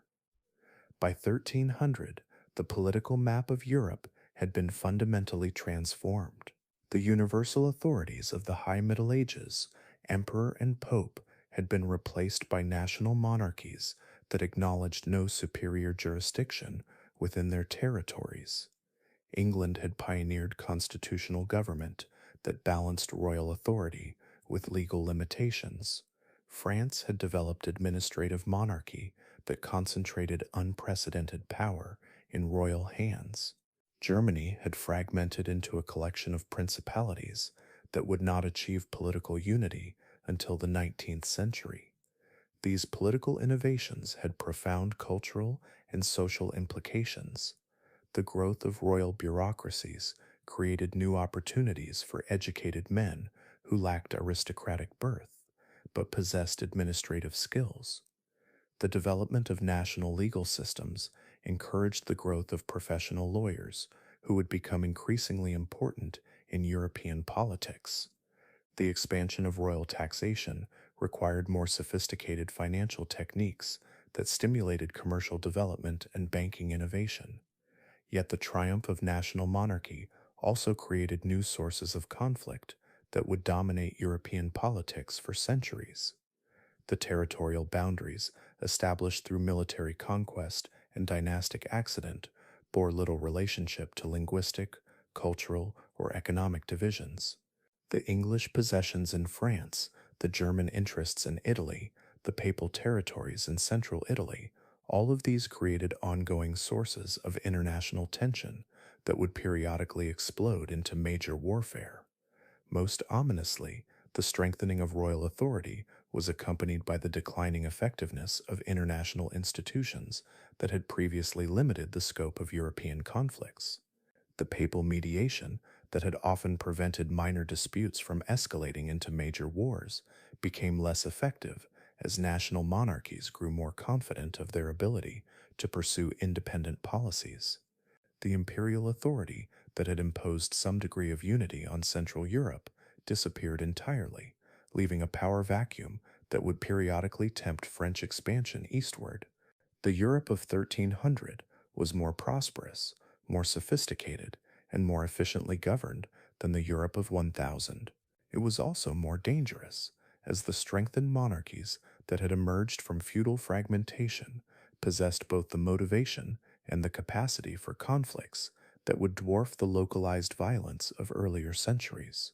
The stage was set for the great catastrophes of the 14th century, the Hundred Years' War, the Black Death, the Great Schism, that would test whether the political and social institutions of the High Middle Ages could survive the challenges that their own success had created. In the autumn of 1347, 12 Genoese galleys limped into the harbor of Messina, their decks littered with the dead and dying, their surviving crew members covered in black boils that wept blood and pus. The horrified Sicilians who witnessed their arrival could not have imagined that these plague ships carried the seeds of a catastrophe that would kill one-third of Europe's population and shatter the confident civilization of the High Middle Ages forever. The Black Death that spread from those Sicilian ports across the entire continent represented more than demographic disaster. It was the herald of a century that would witness the collapse of medieval Europe's most cherished institutions and assumptions. Between 1300, the unified Christendom that had launched the Crusades would fragment into competing national churches. The feudal bonds that had provided social stability for centuries would dissolve under economic and military pressure. The papal monarchy that had claimed authority over kings and emperors would split into rival factions, each claiming to be the true successor of St. Peter. Yet from this apparent collapse would emerge the foundations of the modern world. The crisis of the 14th century forced Europeans to develop new forms of government, new economic relationships, new ways of understanding their place in creation itself. The Europe that entered the Renaissance bore little resemblance to the medieval world that had preceded it, but the transformation had been purchased at a price in human suffering that staggers the imagination. The century of crisis began not with plague, but with famine. The medieval warm period that had sustained population growth since 1000 was ending, replaced by cooler, wetter weather that reduced agricultural yields across the continent.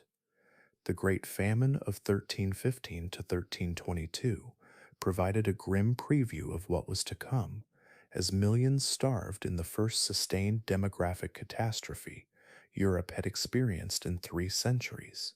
Contemporary chroniclers describe scenes that seemed to come from the apocalypse itself. In Flanders, desperate parents sold their children into slavery for bread. In England, criminals were released from prison because there was no food to sustain them. In France, wolves grown bold from feeding on human corpses attacked travelers on roads that had once been safe. The theological implications were as disturbing as the physical suffering. If God protected those who served him faithfully, why were Christian lands experiencing divine wrath comparable to the plagues of Egypt? The famine years revealed the fragility of the economic and social systems that had sustained medieval Europe's expansion. The agricultural techniques that had supported steady population growth for 3 centuries proved inadequate when weather patterns changed. The commercial networks that had connected distant markets collapsed when demand disappeared and transportation became impossible. The feudal obligations that had provided military service in exchange for protection proved meaningless when lords could no longer fulfill their basic duty of ensuring their vassals' survival. Recovery from the famine was slow and incomplete when an even more devastating catastrophe arrived from the east. The plague that would become known as the Black Death had originated in the steppes of Central Asia, where it was endemic among rodent populations. The Mongol trade networks that connected China to the Mediterranean inadvertently carried infected fleas westward, creating a transmission belt for pandemic disease that reached from Beijing to London. The disease itself defied medieval medical understanding.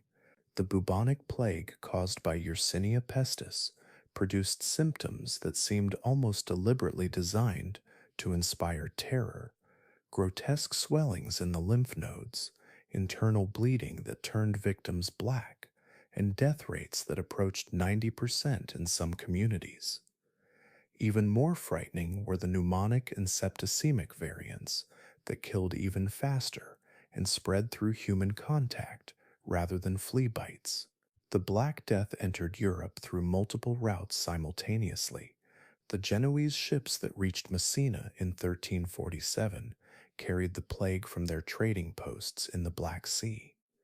Other infected vessels reached Marseille, Venice, and Constantinople at roughly the same time. Within 2 years, the pandemic had spread to every corner of the continent, from Sicily to Scotland, from Portugal to Poland.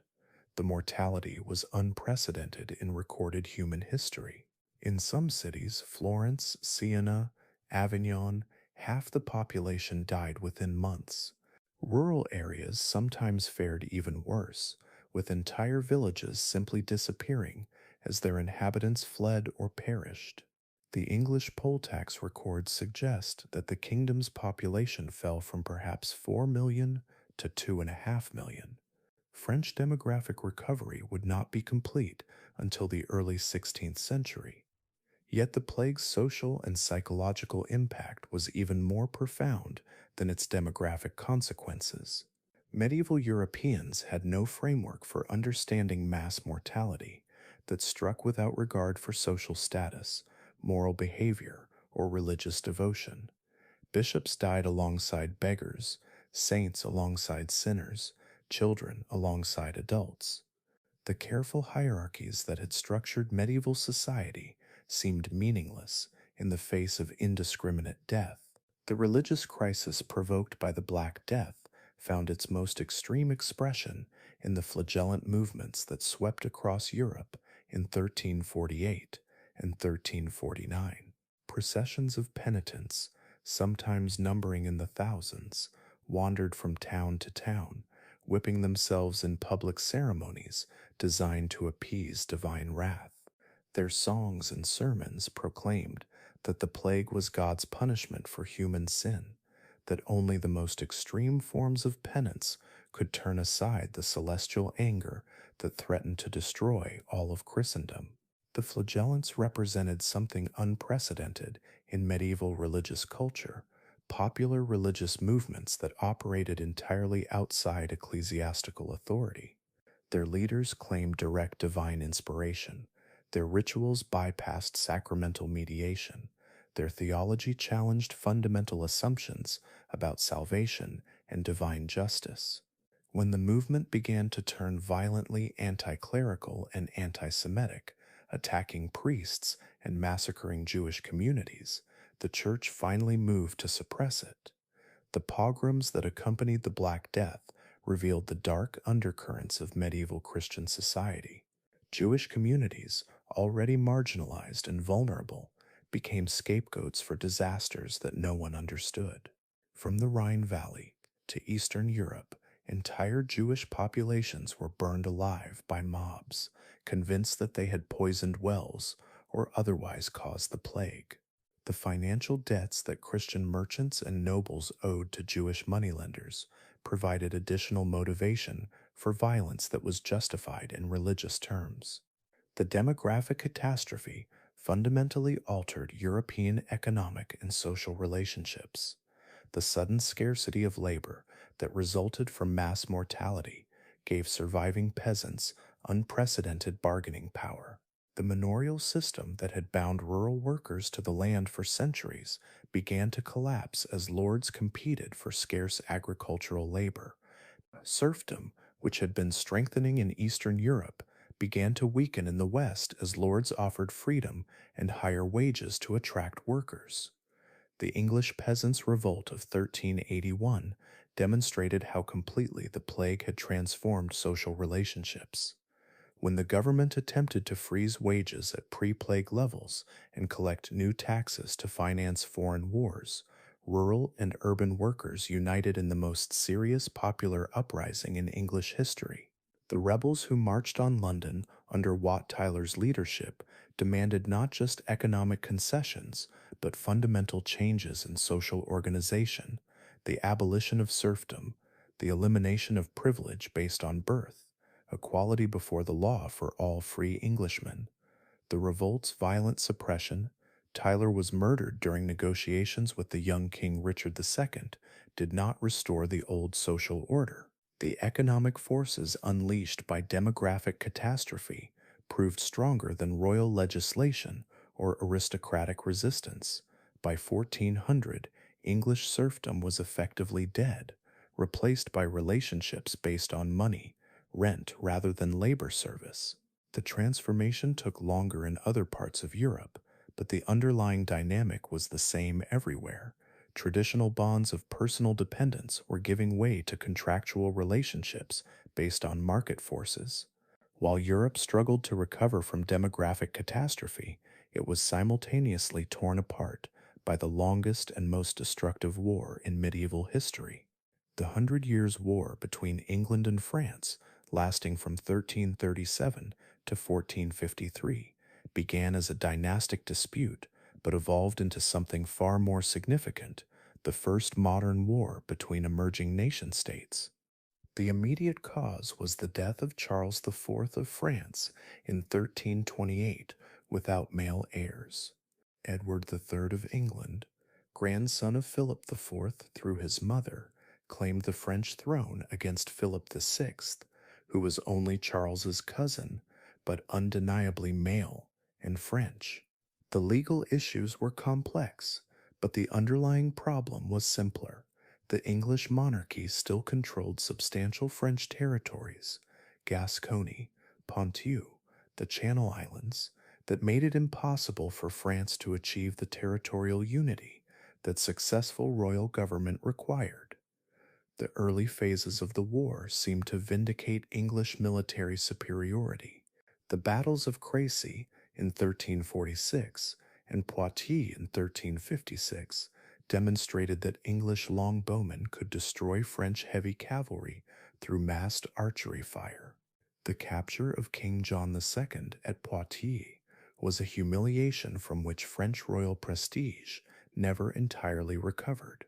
The Treaty of Bretigny in 1360 left Edward III in control of roughly one-third of France in full sovereignty, a territorial concession that no French monarch could permanently accept. Yet English military success concealed fundamental strategic weaknesses. The territories that England controlled were either coastal enclaves dependent on naval communications or inland regions surrounded by hostile French populations. The English armies that won spectacular victories were too small to garrison the territories they conquered, too expensive to maintain indefinitely, and too dependent on individual military genius to survive changes in leadership. The French recovery under Charles V demonstrated the advantages of patient systematic warfare over spectacular but unsustainable military adventures. Rather than seeking decisive battles that might be lost catastrophically, Charles and his constable Bertrand du Guesclin adopted a strategy of gradual reconquest that avoided major engagements while steadily reducing English strongholds through siege warfare and guerrilla tactics. The transformation of military technology during the Hundred Years' War had implications that extended far beyond the specific Anglo-French conflict. The English longbow, capable of penetrating mail armor at ranges up to 200 yards, made traditional heavy cavalry charges suicidal. The early artillery used at Crécy and later conflicts, while militarily insignificant in the 14th century, pointed toward technological developments that would eventually make castle fortifications obsolete. More importantly, the financial demands of prolonged warfare forced both monarchies to develop new relationships with their subjects based on consent rather than obligation. The English Parliament's control over taxation established during Edward III's reign, created constitutional precedents that would eventually limit royal authority fundamentally. The French Estates General, summoned repeatedly to approve new taxes, developed institutional procedures that might have led to similar limitations on monarchical power if political circumstances had been different. The war's social consequences were equally profound. The destruction of the French countryside, systematically ravaged by English armies pursuing a strategy of economic warfare, reduced large regions to wasteland. The routiers and écorcheurs, mercenary companies that continued fighting for plunder when official campaigns ended, brought the violence of international war into local communities that had no involvement in the dynastic disputes that theoretically justified the destruction of their property and lives. The military revolution precipitated by the Hundred Years' War accelerated social changes that the Black Death had initiated. Traditional feudal military service, based on knights equipped at their own expense for brief campaigns, proved inadequate for wars that lasted decades and required sustained professional competence.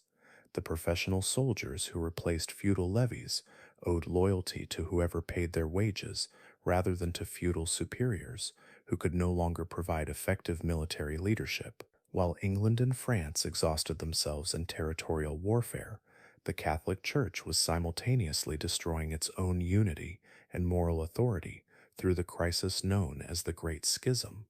The papacy that had claimed authority over all temporal rulers in the High Middle Ages split into rival factions, each claiming to be the legitimate successor of St. Peter, each excommunicating the supporters of its competitors.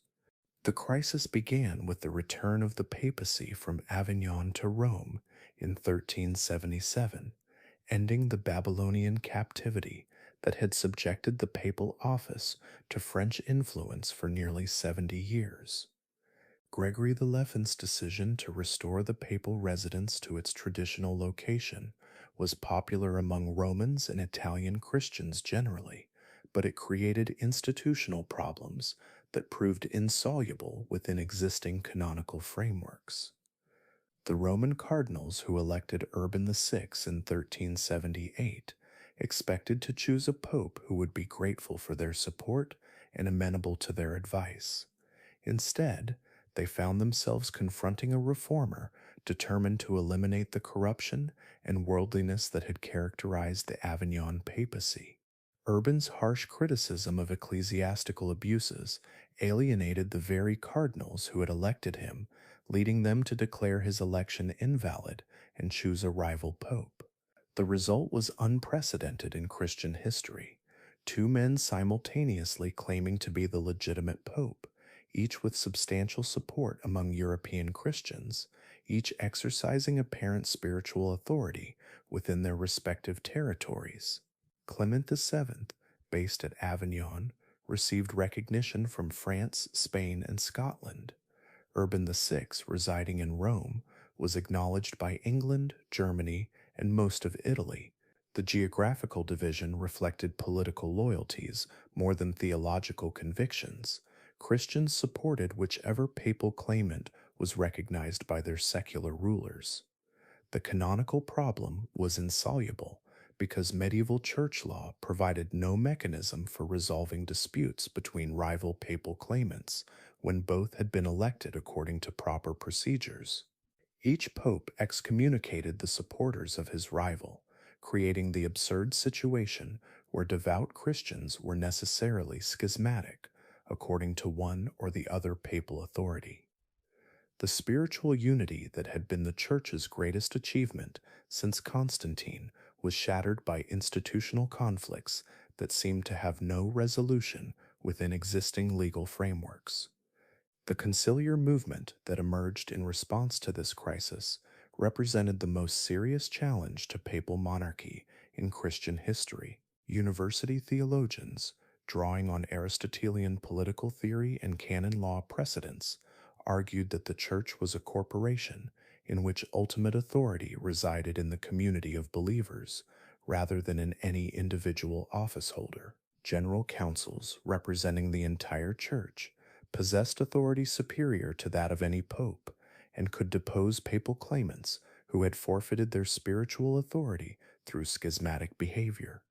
The Council of Pisa in 1409 attempted to resolve the schism by deposing both existing papal claimants and electing a new pope acceptable to all Christians. Instead of ending the crisis, however, Pisa created a third papal line, as neither of the deposed popes accepted conciliar authority. The spectacle of three simultaneous papal claimants, each excommunicating the others, reduced the papal office to such contempt that even devout Christians began to question whether the institutional church was necessary for salvation. The Council of Constance, meeting from 1414-18, finally resolved the Great Schism through a combination of political compromise and canonical innovation. The council deposed all three papal claimants and elected Martin V as the universally recognized pope. More importantly, it promulgated the decree Sacrosancta, which declared that general councils possessed authority superior to that of any pope and could be convened without papal permission to address ecclesiastical crises. Yet the papacy's victory over conciliarism was ultimately decisive. The popes who succeeded Martin V systematically undermined conciliar authority while rebuilding the papal monarchy on foundations that would prove more durable than the medieval system that had collapsed during the Great Schism. The Renaissance papacy that emerged from this crisis would be more worldly, more politically sophisticated, and more artistically magnificent than its medieval predecessor, but also more vulnerable to theological challenge by reformers who questioned its spiritual legitimacy. The cumulative impact of plague, war, and schism had transformed European civilization beyond recognition. The demographic catastrophe of the Black Death had broken the manorial system and created new social relationships based on economic competition rather than traditional hierarchy. The military revolution of the Hundred Years' War had made feudal military service obsolete while demonstrating the advantages of professional armies accountable to centralized governments. The ecclesiastical crisis of the Great Schism had destroyed the medieval ideal of unified Christendom while creating space for new forms of religious expression. By 1400, the confident medieval synthesis that had created the Gothic cathedrals and scholastic philosophy was clearly ending. The intellectual certainties that had enabled Thomas Aquinas to reconcile Aristotelian philosophy with Christian theology were being questioned by nominalist philosophers who doubted whether human reason could achieve reliable knowledge about God or creation. The social hierarchies that had seemed divinely ordained were being challenged by popular movements that demanded equality before the law and participation in political decision-making. Yet the crisis of the 14th century was also creative, forcing Europeans to develop institutions and ideas that would provide the foundation for the modern world. The representative assemblies that emerged from the financial demands of prolonged warfare would eventually evolve into democratic governments. The professional armies that replaced feudal levies would become the instrument through which centralized states imposed their authority over local jurisdictions. The vernacular literatures that flourished during this period of institutional collapse would provide the cultural foundation for emerging national identities. Most importantly, the human suffering of the 14th century generated new forms of religious expression that emphasized personal salvation rather than institutional mediation. The mystical movements that flourished during and after the Black Death, the Devotio Moderna in the Netherlands, the Brethren of the Common Life in Germany, the Lollards in England, all stressed direct relationship between the individual believer and God, bypassing the ecclesiastical hierarchy that had lost credibility during the Great Schism. The Europe that emerged from the crisis of the 14th century was more dangerous and more dynamic than the medieval world that had preceded it. The strengthened monarchies that survived the plague and wars possessed both the motivation and the capability for conflicts that would dwarf the localized violence of earlier centuries. The religious divisions that had been papered over by the resolution of the Great Schism would explode into the Protestant Reformation of the 16th century. The economic relationships that had emerged from demographic catastrophe would provide the foundation for commercial capitalism. As the 14th century ended, Europeans could look back on 100 years of unprecedented disaster, but also forward to unprecedented opportunity. The medieval world was dead, but from its ruins was emerging something entirely new: the foundations of the modern European state system, the Renaissance cultural flowering, and the global expansion that would make Europe the dominant civilization on Earth. The age of crisis was ending. The age of transformation was about to begin. On May 29th, 1453, as the great bronze cannons of Mehmed II hurled their massive stones against the ancient walls of Constantinople, the last emperor of Byzantium died fighting on the ramparts with a sword in his hand and the purple of Caesar upon his shoulders. Constantine XI, Palaiologos, had ruled an empire that existed more in memory than reality. A few square miles around the imperial capital, some scattered islands in the Aegean, a handful of fortresses in the Peloponnese. Yet when Turkish scimitars finally silenced his voice in the breach of the Theodosian Wall, they ended not just a dynasty, but an idea that had endured for over 1,000 years. The Roman Empire itself, in its final Eastern incarnation, breathed its last. The fall of Constantinople sent shockwaves through European Christendom that would reverberate for centuries. Here was the city that had preserved Roman law through the Dark Ages, that had kept Greek learning alive through the medieval centuries, that had served as the eastern bastion of Christianity against Islamic expansion. Its capture by the Ottoman Turks marked not just the end of the Byzantine Empire, but the closing of an entire age, the definitive transition from the medieval world to something unmistakably modern. Yet by 1453, this transformation was already well advanced across Western Europe. The crisis of the 14th century had shattered the institutional frameworks of medieval civilization, but from the ruins had emerged new forms of government, new ways of understanding humanity's place in creation, new artistic and intellectual achievements that would define European culture for centuries to come. The Renaissance that was beginning to flower in 15th century Italy represented more than cultural revival. It was a fundamental reimagining of human possibility. Where medieval thinkers had emphasized humanity's fallen nature and dependence on divine grace, Renaissance humanists celebrated human dignity and creative potential. Where medieval artists had sought to transcend the physical world through symbolic representation, Renaissance masters explored the beauty and complexity of material reality through unprecedented technical innovation. This transformation was most visible in the Italian city-states that had emerged as Europe's most dynamic political and cultural centers. The wealth generated by Mediterranean trade had enabled cities like Florence, Venice, and Milan to develop new forms of government based on commercial rather than feudal principles. The civic humanism that flourished in these urban republics created intellectual frameworks that would eventually challenge the hierarchical assumptions underlying medieval society. Florence under the Medici exemplified this new urban civilization. The banking fortune that Cosimo de' Medici had inherited from his father Giovanni enabled him to become the de facto ruler of the Florentine Republic while maintaining the fiction of republican government. His patronage of scholars, artists, and architects transformed Florence into the intellectual capital of Europe, attracting humanists like Marsilio Ficino and Pico della Mirandola, artists like Donatello and Brunelleschi, writers like Angelo Poliziano and Luigi Pulci.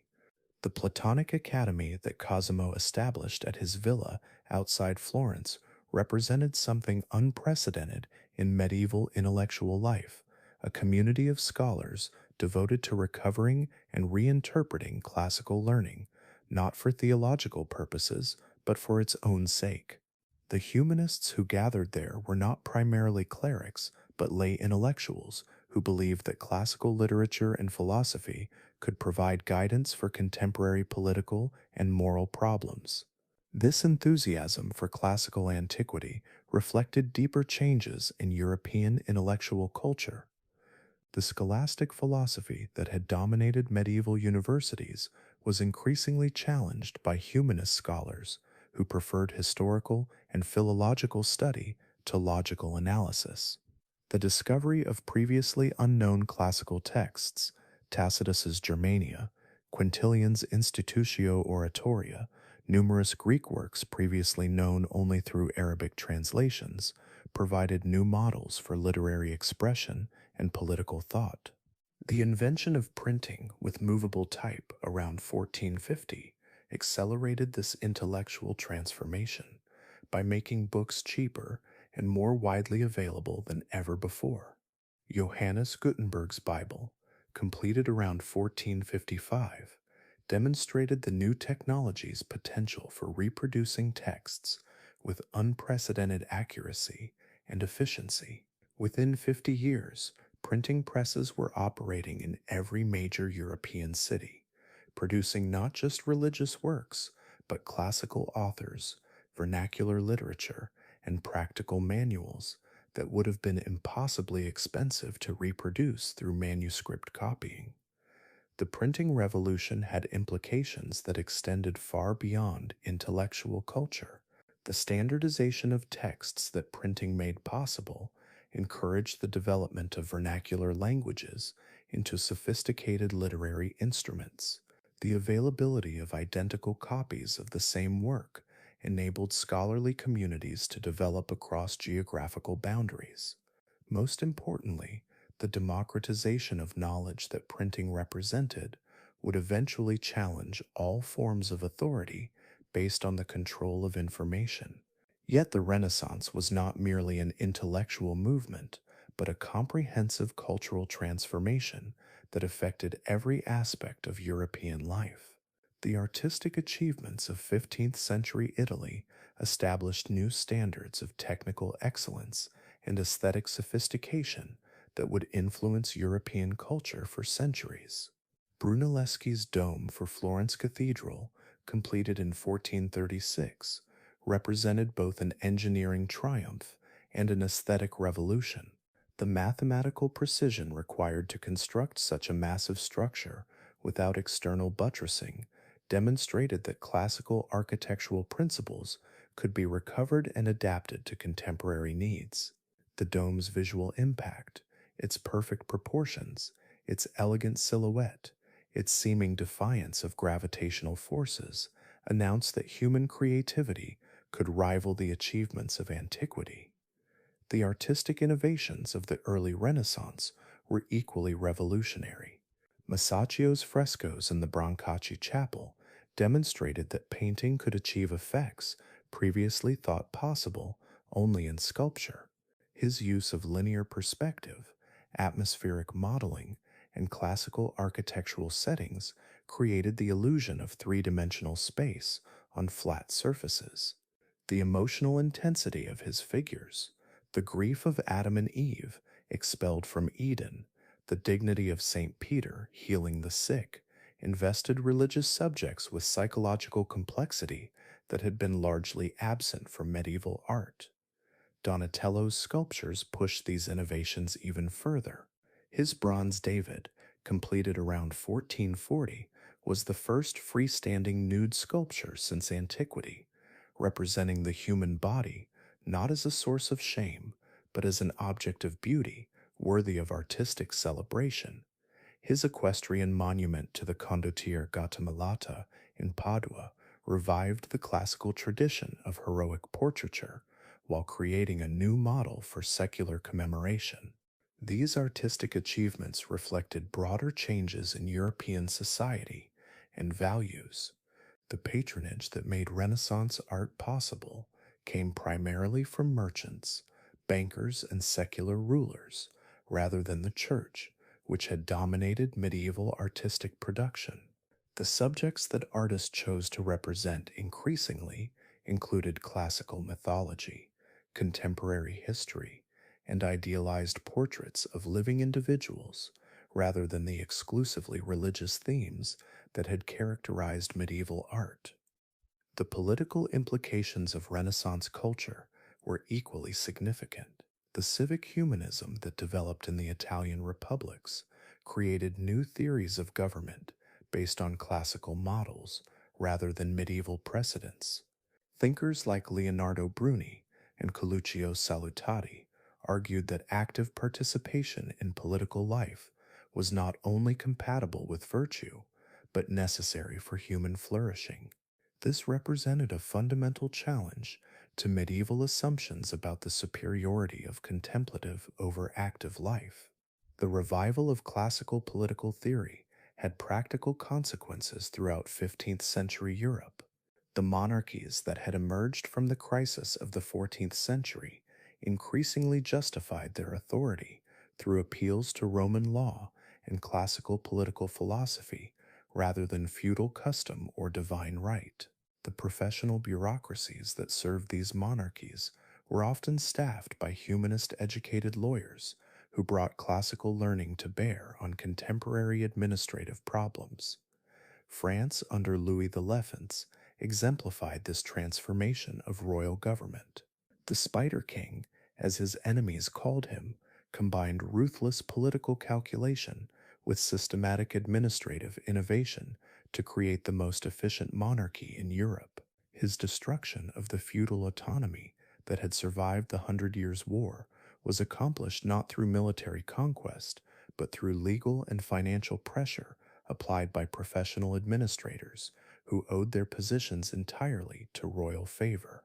The expansion of royal authority that Louis accomplished was typical of developments throughout Western Europe. In England, the Wars of the Roses had eliminated most of the great feudal houses, enabling the Tudor dynasty to establish monarchical authority more completely than any previous English rulers. In Spain, the marriage of Ferdinand of Aragon and Isabella of Castile created the foundation for unified Spanish monarchy, while their conquest of Granada in 1492 completed the Reconquista that had been in progress for 7 centuries. These stronger monarchies possessed both the motivation and the capability for territorial expansion on an unprecedented scale. The voyages of exploration that began in the 15th century represented the projection of European power beyond its traditional boundaries for the first time since the Crusades. The Portuguese expeditions down the African coast, culminating in Vasco da Gama's voyage to India in 1498, established direct maritime connections between Europe and Asia that bypassed the Ottoman-controlled land routes. Columbus's westward voyage in 1492, sponsored by the Spanish crown, inadvertently initiated European contact with the Americas. The implications of these discoveries were profound and would not be fully apparent for centuries. The influx of American silver would fuel inflation that would transform European economic relationships. The establishment of overseas empires would make European powers global rather than merely regional forces. The encounter with non-European civilizations would challenge fundamental assumptions about human nature and cultural development. Yet in 1500, these implications remained largely invisible. What was apparent was that European civilization had developed technologies, institutions, and intellectual frameworks that enabled it to project power across unprecedented distances. The navigational techniques developed by Portuguese and Spanish explorers, the artillery that made European armies superior to any non-European forces they encountered, the administrative systems that enabled small European populations to govern vast overseas territories. All of these represented the practical application of Renaissance innovations to the problems of expansion and conquest. The religious developments of the 15th century were equally significant for Europe's future. The conciliar movement that had emerged from the Great Schism had been defeated institutionally, but its underlying principles that religious authority should be accountable to the community of believers, that institutional reform was necessary for spiritual health, had not been forgotten. The devotional movements that flourished throughout Northern Europe emphasized personal piety and direct relationship with God in ways that implicitly challenged ecclesiastical mediation. The Brethren of the Common Life in the Netherlands created communities devoted to practical Christianity that bypassed traditional monastic vows while maintaining religious discipline. The devotional movement that they represented emphasized imitation of Christ's life rather than scholastic understanding of theological doctrine. The schools they established throughout Northern Europe educated generations of future reformers, including Erasmus of Rotterdam, who would bring humanist scholarship to bear on biblical and patristic texts. Thomas à Kempis's Imitation of Christ, written around 1418, became one of the most widely read religious works in European history. Its emphasis on interior spirituality rather than external observances, its suspicion of worldly learning, its focus on personal transformation rather than institutional reform, all of these themes would become central to the Protestant Reformation of the following century. The humanist movement that had begun in Italy was simultaneously transforming biblical scholarship in ways that would have profound theological implications. Lorenzo Valla's demonstration that the donation of Constantine was a medieval forgery challenged papal claims to temporal authority based on supposed imperial grants. His linguistic analysis of the Vulgate Bible revealed numerous translation errors that called into question the textual foundations of medieval theology. Johannes Reuchlin's Hebrew studies in Germany and Guillaume Boudet's Greek scholarship in France represented the extension of humanist philological methods to biblical texts. The Complutensian Polyglot Bible, published in Spain between 1514 and 1517, provided parallel texts in Hebrew, Greek, and Latin that enabled scholars to compare different versions and identify textual variations that had accumulated over centuries of manuscript transmission. These scholarly developments were creating the intellectual foundations for religious reform, but in 1500, few observers expected that challenge to come through popular rebellion rather than scholarly consensus. The institutional church had recovered much of its prestige and authority following the resolution of the Great Schism. The Renaissance popes, particularly Sixtus IV and Julius II, had restored papal prestige through magnificent artistic patronage and successful territorial expansion in central Italy. Yet this apparent institutional health concealed spiritual problems that would soon explode into the Protestant Reformation. The worldliness that characterized the Renaissance papacy scandalized many Christians who expected spiritual leadership from their ecclesiastical superiors. The financial innovations that the church had developed to fund artistic projects and territorial expansion, particularly the sale of indulgences, seemed to reduce salvation to a commercial transaction. And most importantly, the printing press was making religious knowledge accessible to lay Christians who could read vernacular translations of biblical and devotional texts without clerical mediation. The same technological innovation that was spreading Renaissance culture throughout Europe was also creating the conditions for religious revolution by democratizing access to the sources of Christian faith. As the 15th century ended, European civilization stood at a crossroads that no contemporary observer could have fully appreciated. The medieval world that had been created through the synthesis of classical, Germanic, and Christian traditions was clearly ending. The Renaissance culture that was replacing it emphasized human dignity, individual achievement, and creative innovation in ways that would have seemed blasphemous to medieval theologians. The political innovations of the late medieval period had created stronger, more efficient governments capable of mobilizing unprecedented resources for war and exploration. The technological developments of the Renaissance, particularly printing, improved artillery, and advanced navigation, had given Europeans decisive advantages over non European civilizations. The religious movements of the 15th century had prepared the ground for theological challenges that would shatter the unity of Western Christianity. The Europe of 1500 was wealthier, more powerful, and more sophisticated than the Europe of 1000, but it was also more divided and potentially more explosive. The strengthened monarchies that had emerged from medieval fragmentation possessed both the motivation and the capability for conflicts that would dwarf the localized violence of feudal society. The religious tensions that had been contained within medieval Christendom would soon explode into wars that would devastate the continent for over a century. Yet the achievements were undeniable. The artistic masterpieces of the Renaissance, the philosophical insights of humanist scholars, the technological innovations that would enable global exploration, the institutional developments that would provide the foundation for modern government, all of these represented the culmination of medieval Europe's thousand-year evolution from the ruins of Rome.